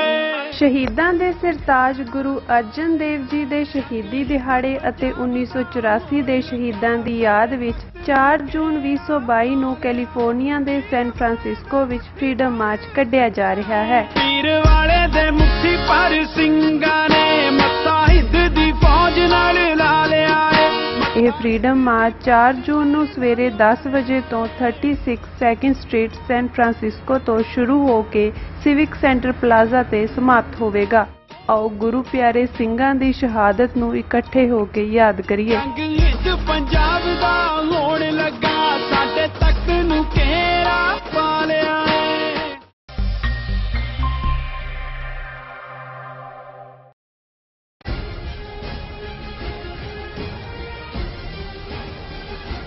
Viewers welcome back to programme. So viewers ਗੱਲਬਾਤ ਕਰਾਂਗੇ ਕਿ ਗੁਲਾਮੀ ਕਬੂਲਣ ਵਾਲਿਆਂ ਵੱਲੋਂ ਅਕਸਰ ਇਹ ਦਲੀਲ ਦਿੱਤੀ ਜਾਂਦੀ ਹੈ ਕਿ ਸਟੇਟ ਦੇ ਖਿਲਾਫ ਲੜਨਾ ਮੂਰਖਾਂ ਦਾ ਕੰਮ ਹੁੰਦਾ ਹੈ ਕਿਉਂਕਿ ਸਟੇਟ ਹਮੇਸ਼ਾ ਅਜਿੱਤ ਹੁੰਦੀ ਹੈ। ਸੋ ਇਸ ਦਲੀਲ ਵਿੱਚ ਕਿੰਨੀ ਕੁ ਸੱਚਾਈ ਹੈ, ਇਸ ਬਾਰੇ ਆਪਾਂ ਗੱਲਬਾਤ ਕਰਨ ਜਾ ਰਹੇ ਹਾਂ। ਸੋ ਅਸੀਂ ਚਾਹਾਂਗੇ ਕਿ ਤੁਸੀਂ ਇਸੇ ਤਰ੍ਹਾਂ ਬਣੇ ਰਹਿਣਾ। ਦੇਖਣ ਸੁਣਨ ਲਈ ਲਿਖਣ ਲਈ ਤੁਹਾਡਾ ਸਭ ਦਾ ਬਹੁਤ ਬਹੁਤ ਧੰਨਵਾਦ ਜੀ। ਰਾਜ ਸਾਹਿਬ ਕੀ ਕਹਿਣਾ ਚਾਹੋਗੇ? ਦੇਖੋ ਅਸੀਂ ਇਹ ਮਹਿਸੂਸ ਕਰਦੇ ਹਾਂ ਕਿ ਵਕਤਨ ਬਾ ਵਕਤਨ ਜਿਹੜੀਆਂ ਲਿਖਤਾਂ ਸਾਨੂੰ ਮਿਲਦੀਆਂ ਨੇ ਜਾਂ ਕਮੈਂਟਸ ਹੁੰਦੇ ਨੇ ਉਹਨਾਂ ਦੇ ਉੱਤੇ ਅਸੀਂ ਚਰਚਾ ਕਰਦੇ ਰਹਿੰਦੇ। ਅੱਛਾ। ਔਰ ਮੇਰੀਆਂ ਨਜ਼ਰਾਂ ਚੋਂ ਇੱਕ ਲਿਖਤ ਵੀਰ ਹਰਮੀਤ ਸਿੰਘ ਫਤਿਹ ਉਹਨਾਂ ਦੀ ਗੁਜ਼ਰੀ। ਹਾਲਾਂ ਉਸ ਦਾ ਟੌਪਿਕ ਜਿਹੜਾ ਉਹ ਬੜਾ ਅਨਕਨਵੈਨਸ਼ਨਲ ਸੀ ਪਰ ਮੈਂ ਉਸ ਨੂੰ ਪੜ੍ਹਿਆ ਤੇ ਮੈਨੂੰ ਲੱਗਾ ਕਿ ਵੀ ਇਸ ਲਿਖਤ ਦੇ ਵਿੱਚ ਜੋ ਕਿਹਾ ਗਿਆ ਹੈ ਇਹ ਬੜਾ ਕੀਮਤੀ ਹੈ ਔਰ ਇਸ ਨੂੰ ਆਪਣੇ ਵਿਊਅਰਸ ਨਾਲ ਸ਼ੇਅਰ ਕਰਨਾ ਬਣਦਾ ਹੈ। ਔਰ ਇਹ ਉਸ ਦਾ ਉਹਨਾਂ ਨੇ ਟਾਈਟਲ ਦਿੱਤਾ, ਬੇਸ਼ੱਕ ਲਿਖਤ ਪੰਜਾਬੀ ਚ ਹੈ, ਟਾਈਟਲ ਇਜ਼ ਸਟੇਟ ਏਜਲੈਸ। ਸਟੇਟ ਜ਼ਾਹਰ ਹੈ ਅੱਜ ਜਦੋਂ ਜੇ ਅਸੀਂ ਇੰਡੀਅਨ ਸਟੇਟ ਦੇ ਹਵਾਲੇ ਨਾਲ ਗੱਲ ਕਰੀਏ ਸੋ ਇਹ ਆਰਗੂਮੈਂਟ ਜਦੋਂ ਜ਼ਾਹਰ ਹੈ ਗੁਰੂ ਨਾਨਕ ਸਾਹਿਬ ਨੇ ਵੇਲੇ ਦੇ ਹਾਕਮਾਂ ਨੂੰ ਚੈਲੰਜ ਕੀਤਾ, 10ਵੇਂ ਪਾਤਸ਼ਾਹ ਨੇ ਖਾਲਸਾ ਪੰਥ ਦੀ ਸਾਜਨਾ ਕੀਤੀ ਜਾਂ 18ਵੀਂ ਸਦੀ ਚ ਹੈਵੀ ਆਡਸ ਦੇ ਅਗੇਂਸਟ ਸਾਡੀ ਕੌਮ ਲੜੀ ਜਾਂ 20ਵੀਂ ਸਦੀ ਤੱਕ ਪਹੁੰਚਦੇ ਆ ਅੰਗਰੇਜ਼ ਜਿਹਦੇ ਰਾਜ 'ਚ ਸੂਰਜ ਨਹੀਂ ਸੀ ਡੁੱਬਦਾ ਉਹਨਾਂ ਦੇ ਖਿਲਾਫ ਜਿਹੜੀ ਹੈ ਉਹ ਆਜ਼ਾਦੀ ਦੀ ਤਹਿਰੀਕ 'ਚ ਅੱਗੇ ਵੱਧ ਕੇ ਕੁਰਬਾਨੀਆਂ ਕੀਤੀਆਂ। ਤੇ ਉਦੋਂ ਵੀ ਇੱਕ ਵੱਡਾ ਤਬਕਾ ਜਿਹੜਾ ਕਿ ਉਹਨਾਂ ਹਕੂਮਤਾਂ ਨਾਲ ਇਹਨਾਂ 4 ਸਦੀਆਂ ਦਾ ਜਿਹੜਾ ਮੈਂ ਜ਼ਿਕਰ ਕੀਤਾ ਉਹ ਤਾਲਮੇਲ ਰੱਖਦੇ ਸਨ। ਉਹ ਸਮਝਦੇ ਸੀ ਕਿ ਮੁਗਲਿਆ ਸਾਮਰਾਜ ਇੰਨਾ ਪਾਵਰਫੁਲ ਉਹਨੂੰ ਕੌਣ ਹਿਲਾ ਸਕਦਾ, ਇਹ ਕੀ ਭੁੱਖੇ ਨੰਗੇ ਜਿਨ੍ਹਾਂ ਕੋਲ ਰਹਿਣ ਨੂੰ ਘਰ ਨਹੀਂ, ਲੁਕੇ ਹੋਏ ਨੇ, ਮੁੱਠੀ ਮੁੱਠੀ ਪਰ ਛੋਲਿਆਂ ਦੇ ਗੁਜ਼ਾਰਾ ਕਰਨ ਵਾਲੇ, ਇਹ ਕਿਵੇਂ ਮੁਕਾਬਲਾ ਕਰਨਗੇ। ਇਸੇ ਤਰ੍ਹਾਂ ਅੰਗਰੇਜ਼ਾਂ ਤੱਕ ਪਹੁੰਚਦੇ ਆ ਅਸੀਂ ਦੇਖਦੇ ਹਾਂ ਕਿ ਜੀ ਉਹਨਾਂ ਦੇ ਰਾਜ ਸੂਰਜ ਨਹੀਂ ਡੁੱਬਦਾ, ਅੰਗਰੇਜ਼ਾਂ ਨੂੰ ਕੌਣ ਹਰਾ ਸਕਦਾ। ਲੇਕਿਨ ਅਸੀਂ ਇਤਿਹਾਸ ਤੋਂ ਵਾਕਿਫ ਹਾਂ ਕਿ ਕੀ ਵਾਪਰਿਆ ਔਰ ਇਹੀ ਥਾਟ ਅੱਜ ਇੱਕ ਤਬਕਾ ਜਿਹੜਾ ਇਹ ਸਮਝਦਾ ਇਹਨਾਂ ਦੇ ਝੂਠੇ ਪ੍ਰਚਾਰ ਔਰ ਸਟੇਟ ਦੀ ਪਾਵਰ ਦੇ ਸਾਹਮਣੇ ਨਤਮਸਤਕ ਹੋਇਆ ਹੋਇਆ ਹੈ। ਰੈਂਟਾ ਸਿੱਖ ਨੇ, ਰੈਂਟਾ ਮੁਸਲਮ ਨੇ, ਰੈਂਟਾ ਕ੍ਰਿਸਚਨ ਨੇ ਜਿਹੜੇ ਉਹਨਾਂ ਦੀ ਬੋਲੀ ਬੋਲਦੇ ਨੇ ਔਰ ਜਿਹੜੇ ਇਸ ਸਟੇਟ ਦੇ ਮਾਈਟ ਨੂੰ ਚੈਲੰਜ ਕਰਦੇ ਨੇ ਉਹਨਾਂ ਨੂੰ ਇਹ ਕਹਿੰਦੇ ਨੇ ਕਿ ਜੀ ਇਹ ਸਮਝ ਲੈਣਾ ਚਾਹੀਦਾ ਇਹ ਗੁੰਮਰਾਹ ਕਿਸਮ ਦੇ ਨੌਜਵਾਨਾਂ ਨੂੰ ਕਿ ਸਟੇਟ ਤਾਂ ਅਜਿੱਤ ਹੁੰਦੀ ਹੈ, ਏਜਲੈਸ ਹੁੰਦੀ ਹੈ। ਕਦੇ ਸਟੇਟ ਨਾਲ ਵੀ ਕੋਈ ਲੜ ਕੇ ਜਿੱਤਿਆ ਤੁਸੀਂ ਆਪਣਾ ਨੁਕਸਾਨ ਕਰਵਾਉਂਦੇ ਹੋ, ਆਪਣੇ ਟੱਬਰ, ਆਪਣੇ ਘਰ-ਬਾਰ ਉਹਨਾਂ ਨੂੰ ਦੁਖੀ ਕਰਦੇ ਹੋ। ਔਰ ਇਸ ਲਿਖਤ ਦੀ ਸ਼ੁਰੂਆਤ ਹੀ ਵੀਰ ਹਰਮੀਤ ਸਿੰਘ ਹੋਰਾਂ ਨੇ ਇੱਕ ਪੁਲਿਸ ਦੇ ਡੀਜੀਪੀ ਨੇ ਜਦੋਂ ਕਿ ਵਿੱਕੀ ਗੌਂਡਰ ਦਾ ਮੁਕਾਬਲਾ ਹੋਇਆ ਸੀ ਉਹਨੇ ਉਸ ਦੇ ਵਿੱਚ ਇਹ ਡੀਜੀਪੀ ਨੇ ਕਿਹਾ ਸੀ ਕਿ ਸਟੇਟ ਖਿਲਾਫ ਲੜਨਾ ਬਿਲਕੁਲ ਘਾਟੇ ਦਾ ਸੌਦਾ ਹੈ ਕਿਉਂਕਿ ਸਟੇਟ ਸਥਾਈ ਹੈ, ਸਟੇਟ ਇਜ਼ ਏਜਲੈਸ, ਬਾਕੀ ਆਉਣ ਸਟੇਟ ਨੇ ਰਹਿਣਾ ਹੀ ਹੈ। ਔਰ ਇਹਨੂੰ ਉਹਨਾਂ ਨੇ ਕਿਹਾ ਵੀ ਇਹ ਜਿਹੜਾ ਬੜਾ ਇੱਕ ਪੈਰਾਡਾਈਮ ਜਿਹੜਾ ਇੱਕ ਭਰਮਾਊ ਪੈਰਾਡਾਈਮ ਹੈ ਜਿਹੜਾ ਤੁਹਾਨੂੰ ਭਰਮਾਉਂਦਾ ਹੈ, ਇਹ ਹਕੀਕਤ ਨਹੀਂ ਹੈ ਕਿਉਂਕਿ ਉਹਨਾਂ ਨੇ ਕਿਹਾ ਵੀ ਇਸ ਭਰਮ ਤੇ ਖਲੋ ਕੇ ਹੀ ਮਨੁੱਖ ਨੂੰ ਗੁਲਾਮ ਤੇ ਕੈਦ ਕੀਤਾ ਜਾਂਦਾ ਜਦੋਂ ਤੁਸੀਂ ਗਿਵ ਅਪ ਕਰ ਦਿੰਦੇ ਹੋ ਕਿ ਨਹੀਂ ਜੀ ਨਹੀਂ ਇਹ ਤਾਂ ਇਹਨਾਂ ਸਾਹਮਣੇ ਨਹੀਂ। ਔਰ ਇਸ ਦੇ ਉੱਤੇ ਹੀ ਜਿਹੜਾ ਲੋਕ ਹੈ ਉਹ ਹਾਕਮਾਂ ਦੇ ਜ਼ੁਲਮ ਸਹਿੰਦੇ ਰਹਿੰਦੇ ਨੇ। ਪਰ ਉਹਨਾਂ ਨੇ ਬੜੀ ਹਿਸਟਰੀ ਨੂੰ ਕੋਟ ਕਰਦੇ ਆ ਕਿਹਾ ਕਿ ਪਰ ਇਹ ਜਿਹੜਾ ਭਰਮ ਹੈ, ਜਿਹੜਾ ਇਹ ਪੈਰਾਡਾਈਮ ਸਟੇਟ ਏਜਲੈਸ ਹੋਣ ਦਾ, ਇਹ ਕਈ ਵਾਰ ਇਤਿਹਾਸ ਟੁੱਟਿਆ। ਉਹ ਰੋਮਨ ਐਮਪਾਇਰ ਹੋਏ, ਚੰਗੇਜ਼ ਖਾਨ ਹੋਏ, ਸਿਕੰਦਰ ਹੋਏ, ਮੁਗਲ ਸਾਮਰਾਜ ਹੋਏ, ਅੰਗਰੇਜ਼ੀ ਰਾਜ ਹੋਏ, ਸੋਵੀਅਤ ਯੂਨੀਅਨ ਹੋਏ, ਕਿੱਥੇ ਗਏ ਸਾਰੇ? ਉਹ ਸਭ ਇਤਿਹਾਸ ਦਾ ਹਿੱਸਾ ਨੇ, ਮਤਲਬ ਖਤਮ ਹੋ ਗਏ। ਤੇ ਜਿਹੜਾ ਅੱਜ ਹੈ ਉਹ ਕੱਲ ਮਿਟ ਜਾਏਗਾ। ਔਰ ਇਹੀ ਉਹਨਾਂ ਨੇ ਕਿਹਾ ਵੀ ਸਾਡੇ 9ਵੇਂ ਪਾਤਸ਼ਾਹ ਨੇ ਜਦੋਂ ਉਹਨਾਂ ਨੇ ਇਨਸਾਨੀ ਆਜ਼ਾਦੀ ਨੂੰ ਸਰਵਉੱਚ ਕਹਿ ਕੇ ਉਸ ਲਈ ਸ਼ਹਾਦਤ ਦਿੱਤੀ ਕਿ ਉਹਨਾਂ ਨੇ ਸਾਨੂੰ ਸਿਖਾਇਆ ਕਿ ਨਾਮ ਰਹੋ ਸਾਧੂ ਰਹੋ, ਰਹੋ ਗੁਰੂ ਗੋਬਿੰਦ, ਕਿ ਜਿਹੜੀ ਹਮੇਸ਼ਾ ਰਹਿਣ ਵਾਲੇ ਹੈ ਉਹ ਨਾਮ ਹੈ। ਔਰ ਜਿਹੜੇ ਉਹ ਰੱਬ ਦੇ ਪਿਆਰੇ ਉਹਨੂੰ ਚੈਲੰਜ ਕਰਨ ਵਾਲੇ ਨੇ ਉਹ ਹਮੇਸ਼ਾ ਮੋਟੀਵੇਸ਼ਨ ਬਣ ਕੇ ਰਹਿੰਦੇ ਨੇ।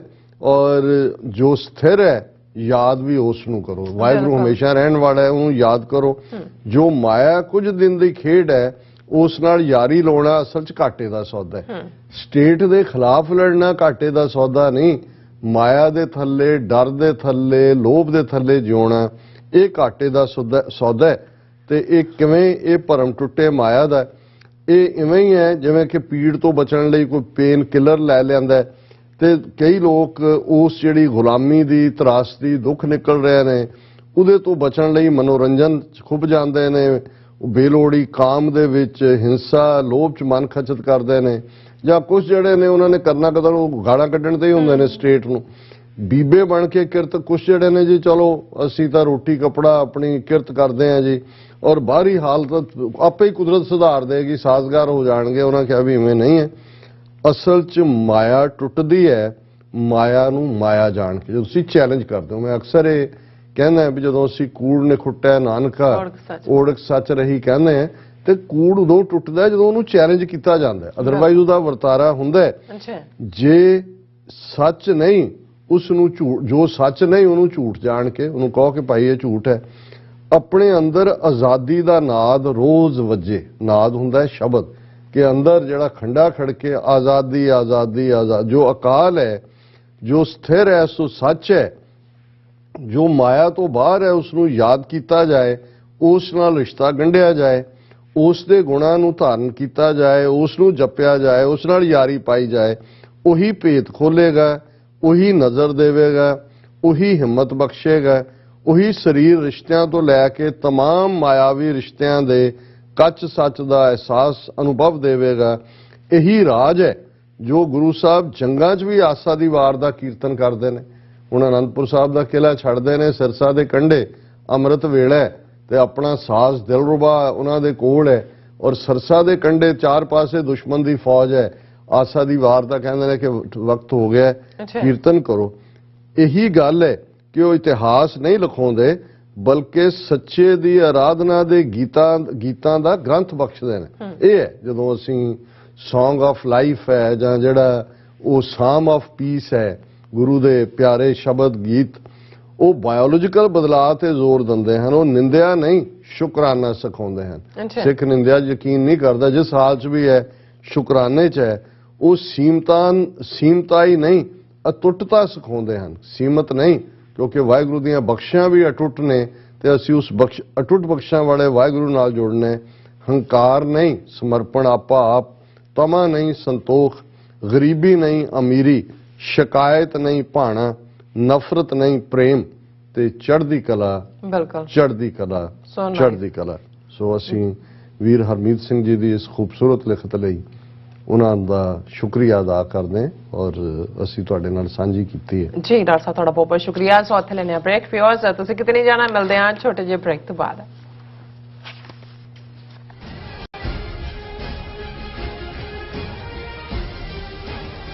ਗੁਰਦੁਆਰਾ ਸਿੱਖ ਕਲਚਰਲ ਸੁਸਾਇਟੀ ਨਿਊਯਾਰਕ ਵਿਖੇ ਧਾਰਮਿਕ ਜਥੇਬੰਦੀਆਂ ਦੇ ਸਹਿਯੋਗ ਨਾਲ ਸੰਤ ਪ੍ਰੇਮ ਸਿੰਘ ਜੀ ਮੁਰਾਲੇ ਵਾਲਿਆਂ ਦੀ 72ਵੀਂ ਬਰਸੀ ਹਰ ਸਾਲ ਦੀ ਤਰ੍ਹਾਂ ਬੜੇ ਆਦਰ ਸਤਿਕਾਰ ਅਤੇ ਸ਼ਰਧਾ ਭਾਵਨਾ ਸਹਿਤ 29 ਮਈ ਦਿਨ ਐਤਵਾਰ ਨੂੰ ਮਨਾਈ ਜਾ ਰਹੀ ਹੈ। ਅੰਮ੍ਰਿਤ ਵੇਲੇ ਤੋਂ ਲੈ ਕੇ ਦਿਨ ਭਰ ਦੇ ਦੀਵਾਨ ਸਜਾਏ ਜਾਣਗੇ। ਆਪ ਸਭ ਨੂੰ ਇਸ ਸਮਾਗਮ ਮੌਕੇ ਸਮੁੱਚੇ ਪਰਿਵਾਰ ਸਮੇਤ ਹਾਜ਼ਰੀ ਭਰਨ ਦੀ ਬੇਨਤੀ ਕੀਤੀ ਜਾਂਦੀ ਹੈ। ਵਧੇਰੇ ਜਾਣਕਾਰੀ ਲਈ ਤੁਸੀਂ ਹੇਠ ਦਿੱਤੇ ਨੰਬਰਾਂ ਤੇ ਸੰਪਰਕ ਕਰ ਸਕਦੇ ਹੋ।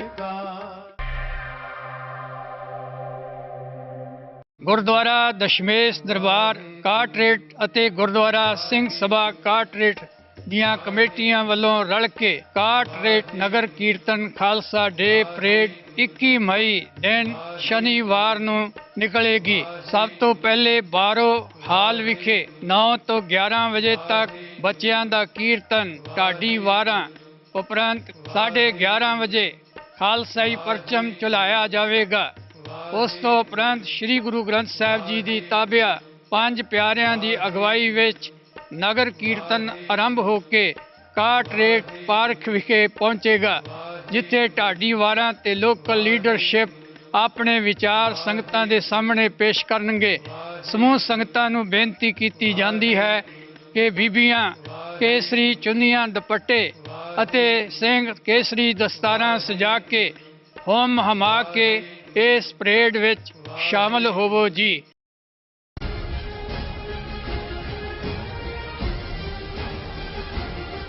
ਦਰਸ਼ਕੋ ਬ੍ਰੇਕ ਤੋਂ ਬਾਅਦ ਤੁਹਾਡਾ ਸਭ ਦਾ ਭਰਪੂਰ ਸਵਾਗਤ ਹੈ। ਸੋ ਵਿਊਅਰਸ ਐਂਡ ਵਰਡ ਸੈਕਸ਼ਨ ਵਿੱਚ ਪਹੁੰਚ ਚੁੱਕੇ ਹਾਂ। ਇਸ ਵਿੱਚ ਆਪਾਂ ਗੱਲਬਾਤ ਕਰਨ ਜਾ ਰਹੇ ਹਾਂ ਕਿ ਮੋਦੀ ਸਰਕਾਰ ਨੇ ਸਿੱਖਾਂ ਵਿੱਚ ਘੁਸਪੈਠ ਕਰਕੇ ਭਾਵੇਂ ਕੁਝ ਪਾੜੇ ਦੇ ਟੱਟੂ ਆਪਣੀਆਂ ਸਫਾਂ ਵਿੱਚ ਲਾਏ ਹਨ, ਪਰ ਜਿਹੜੇ ਗੈਰਤਮੰਦ ਅਤੇ ਅਣਖੀ ਸਿੱਖਾਂ ਦੀ ਵੀ ਜਿਹੜੀ ਕੋਈ ਕਮੀ ਨਹੀਂ ਹੈ। ਇਹ ਖਬਰ ਸਾਹਮਣੇ ਆਈ ਹੈ ਕਿ ਸਿੰਗਾਪੁਰ ਨਿਵਾਸੀ ਪ੍ਰਮੁੱਖ ਸਿੱਖ ਲਿਖਾਰੀ ਬਾਲੀ ਕੌਰ ਜਸਵਾਲ ਨੂੰ ਵੀ ਮੋਦੀ ਨਾਲ ਮਿਲਣ ਵਾਲੇ ਜਿਹੜੇ ਸਿੱਖ ਡੈਲੀਗੇਸ਼ਨ ਵਿੱਚ ਸ਼ਾਮਿਲ ਹੋਣ ਦਾ ਜਿਹੜਾ ਸੱਦਾ ਦਿੱਤਾ ਗਿਆ ਸੀ, ਪਰ ਉਸਨੇ ਇਸ ਕਹਿ ਕੇ ਇਸ ਸੱਦੇ ਨੂੰ ਠੁਕਰਾ ਦਿੱਤਾ, ਕਿਹਾ ਕਿ ਬੀਜੇਪੀ ਦੀਆਂ ਜਿਹੜੀਆਂ ਨੀਤੀਆਂ ਨੇ ਮੁਸਲਮਾਨ ਵਿਰੋਧੀ ਹਨ, ਇਸ ਲਈ ਉਹ ਮੋਦੀ ਨੂੰ ਮਿਲਣਾ ਨਹੀਂ ਚਾਹੁੰਦੀ। ਸੋ ਇਸ ਬਾਰੇ ਆਪਾਂ ਗੱਲਬਾਤ ਕਰਨ ਜਾ ਰਹੇ ਹਾਂ, ਨਾਲ ਹੀ ਗੁਰਬਾਣੀ ਵਿਚਾਰਾਂ ਦੀ ਸਾਂਝ ਤੁਹਾਡੇ ਨਾਲ ਪਾਈ ਜਾਏਗੀ। ਸੋ ਅਸੀਂ ਚਾਹਾਂਗੇ ਕਿ ਤੁਸੀਂ ਨਾਲ ਇਸੇ ਤਰ੍ਹਾਂ ਬਣੇ ਰਹਿਣਾ। ਦੇਖਣ ਸੁਣਨ ਲਿਖਣ ਲਈ ਤੁਹਾਡਾ ਸਭ ਦਾ ਬਹੁਤ ਬਹੁਤ ਧੰਨਵਾਦ ਜੀ। ਡਾਕਟਰ ਸਾਹਿਬ ਕੀ ਕਹਿਣਾ ਚਾਹੋਗੇ? देखो, बागैरत बेगैरत एक पासे विकण वाले, झुकण वाले, लम्मे पै के डंडौत करने वाले, बिल्कुल दूसरे पासे अखां च पा के कहने वाले तू चोर तू चोर। और ज़ाहिर है कि जदों पिछले दिनों च मोदी ने अपनी नौटंकी की गुरु तेग बहादुर साहब के 400 साला प्रकाश पुरब नूं लैके पहला लाल किले के सामने होए समागम दे विच किवें अपराधी दूणा नेवे वाला पूरा नाटक कीता है। हालांकि सारा फंक्शन का बिल जिहड़ा वो दिल्ली कमेटी के खाते चों दिता गया।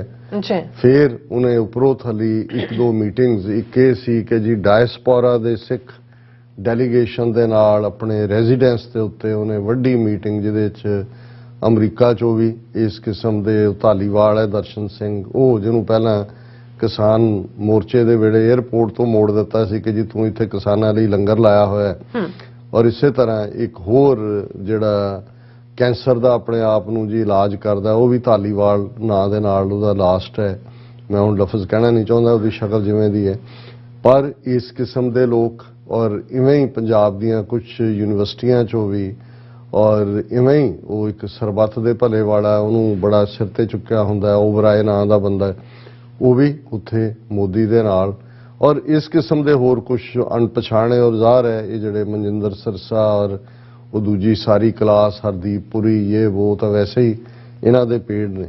लेकिन एक खबर जिहड़ी उदों बहुती उभर के सामने नहीं आई, बाद दे विच इसकी चर्चा हुई और हुण क्योंकि पिछले दिनों च इस गल का काफ़ी रौला पिया कि भी सिंगापुर की सरकार ने कश्मीर फाइल्स नां दी पिक्चर जिहड़ी RSS ने अपने करिंदे विवेक अग्निहोत्री तो बनवाई, जिस च एक पासड़ जिहड़ा वो प्रोपेगेंडा सी हिंदू तवियां दा, जिहदी बदौलत कश्मीरियां दे उत्ते कई थां हिंसक वारदातां भी हुईयां और भारत भर दे विच ये तासुर दिता गया। हालांकि करोड़ों रुपए की बिजनेस नूं कराई गई फिल्म नूं, क्योंकि उहदे ते टैक्स और दूसरा मुआफ किया गया।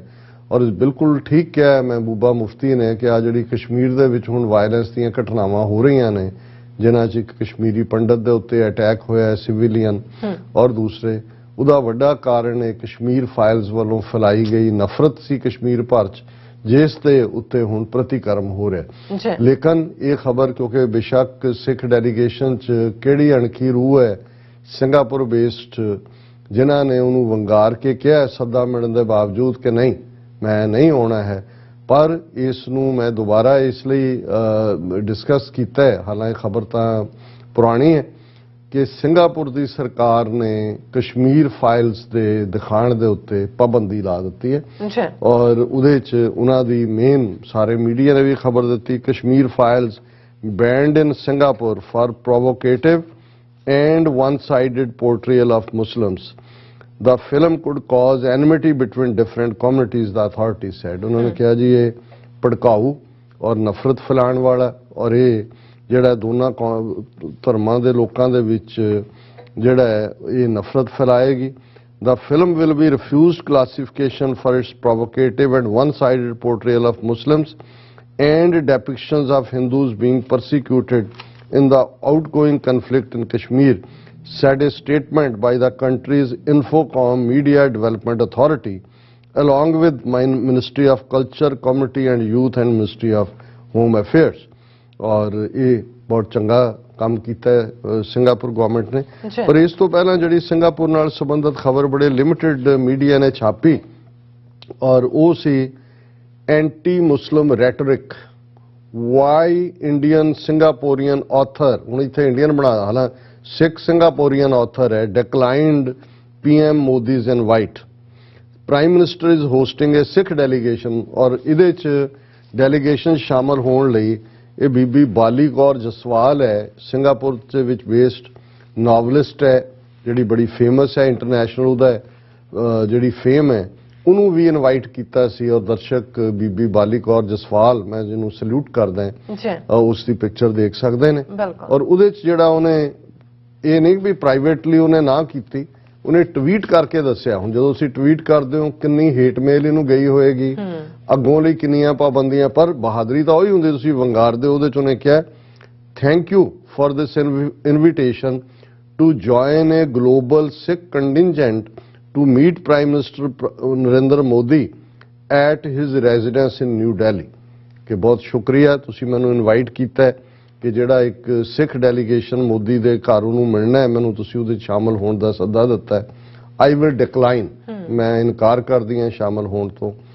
as PM Modi's anti-Muslim rhetoric and actions go against my personal values and tenets of my Sikh faith she wrote on a post shared on Instagram ਉਹਨੇ ਕਿਹਾ ਵੀ ਪਰ ਮੈਂ ਇਹਦੇ ਸ਼ਾਮਲ ਨਹੀਂ ਹੋ ਸਕਦੀ ਕਿਉਂਕਿ ਮੋਦੀ ਦਾ ਜੋ ਮੁਸਲਮਾਨ ਵਿਰੋਧੀ ਬਿਆਨੀ ਹੈ ਔਰ ਜਿਹੜੇ ਉਹਦੀਆਂ ਐਕਸ਼ਨ ਨੇ ਉਹਦੀਆਂ ਕਰਤੂਤਾਂ ਨੇ ਉਹ ਮੇਰੀਆਂ ਜਿਹੜੀਆਂ ਨਿੱਜੀ ਕਦਰਾਂ ਕੀਮਤਾਂ ਨੇ ਪਰਸਨਲ ਉਹਦੇ ਵੀ ਅਗੇਂਸਟ ਹੈ ਔਰ ਜਿਸ ਧਰਮ ਨਾਲ ਮੈਂ ਬਿਲੋਂਗ ਕਰਦੀ ਹਾਂ ਸਿੱਖ ਫੇਥ ਨਾਲ ਉਹਦੀਆਂ ਧਾਰਨਾਵਾਂ ਦੀਆਂ ਵੀ ਇਹ ਬਿਲਕੁਲ ਅਗੇਂਸਟ ਹੈ ਇਸ ਲਈ ਮੈਂ ਇਸ ਨੂੰ ਇਨਕਾਰ ਕਰਦੀ ਸੋ ਇਹ ਨੀਡਸ ਜਦੋਂ ਅਸੀਂ ਬਾਜ਼ਮੀਰ ਲੋਕਾਂ ਦੀ ਗੱਲ ਕਰਦੇ ਹਾਂ ਇਹ ਆਪਣੇ ਆਪ ਦੇ ਵਿੱਚ ਹੀ ਇਸ ਗੱਲ ਦਾ ਸਬੂਤ ਹੈ ਕਿ ਗੁਰੂ ਦੀ ਰਹਿਮਤ ਦੇ ਨਾਲ ਜਦੋਂ ਅਸੀਂ ਡਾਇਸਪੋਰਾ ਸਿੱਖਾਂ 'ਚ ਖਾਸ ਤੌਰ ਤੇ ਉਸ ਅਣਖ ਦੀ ਚਿਣਗ ਦੀ ਗੱਲ ਕਰਦੇ ਹਾਂ ਗੈਰਤ ਦੀ ਗੱਲ ਕਰਦੇ ਹਾਂ ਤਾਂ ਮੈਂ ਕਈ ਵਾਰ ਇਸ ਬੀਬੀ ਬਾਲੀ ਕੌਰ ਜਸਵਾਲ ਦੀ ਪਿਕਚਰ ਵੱਲ ਦੇਖਿਆ ਮੈਂ ਕਿਹਾ ਇਹ ਹੈ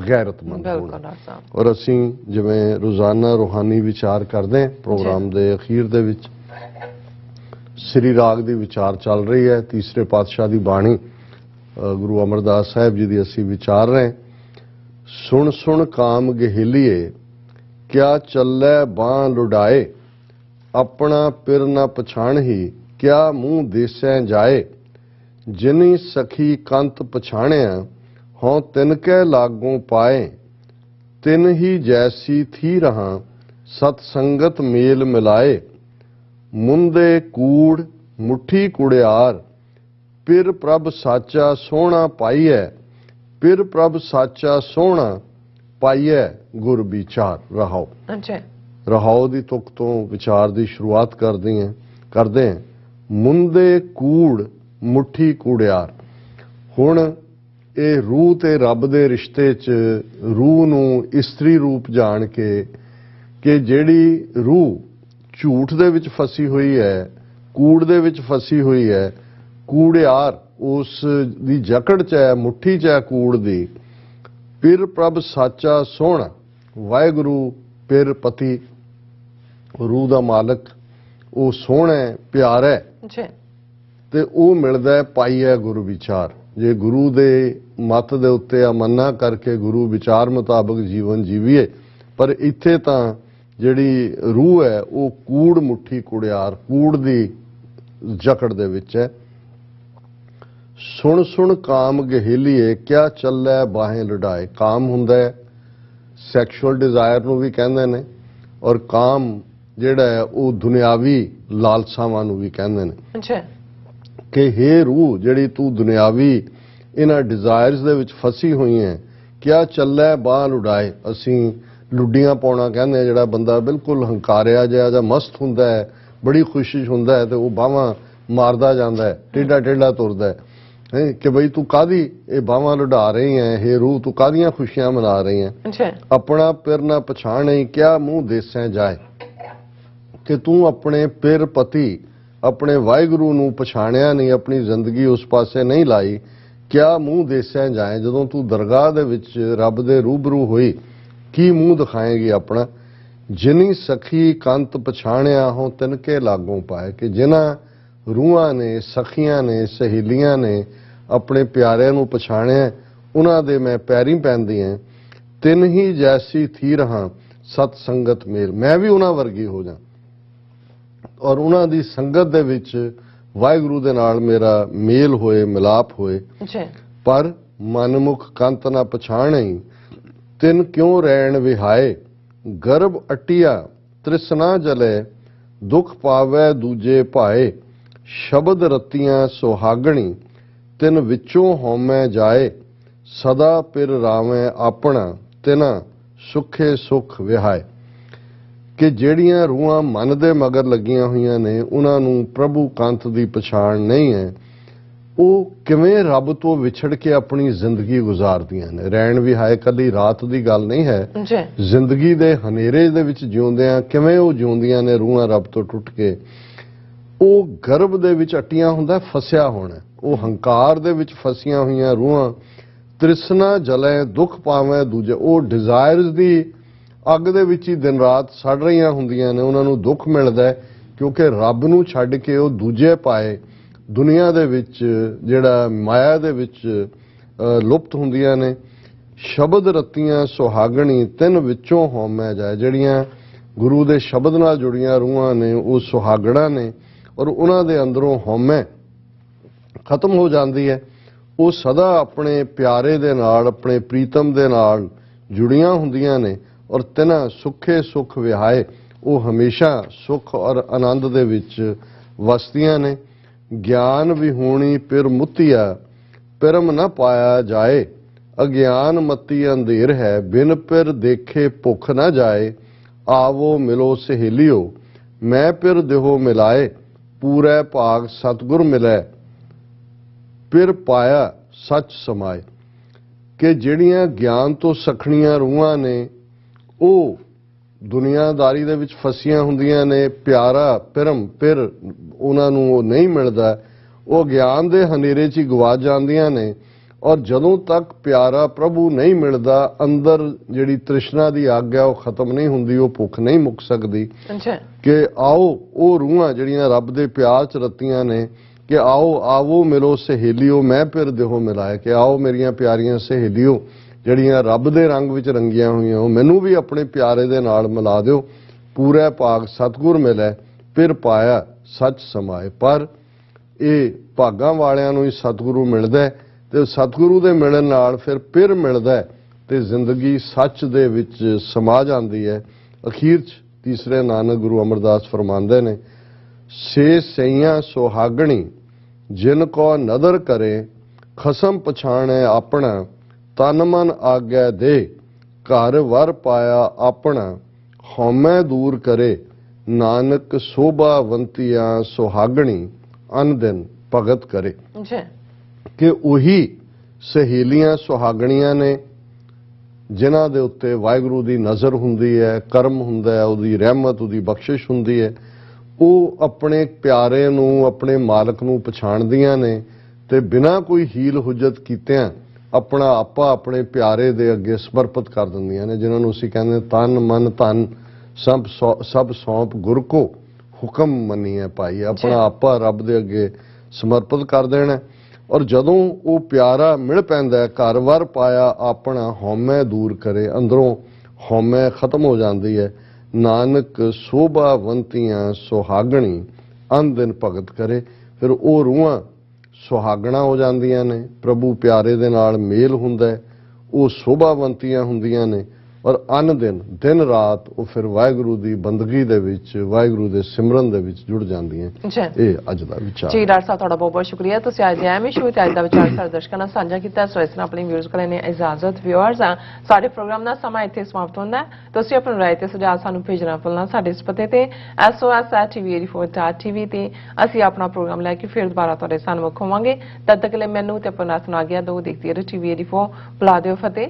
ਵਾਹਿਗੁਰੂ ਜੀ ਕਾ ਖਾਲਸਾ ਵਾਹਿਗੁਰੂ ਜੀ ਕੀ ਫਤਿਹ। ਰੱਬ ਰਾਖਾ।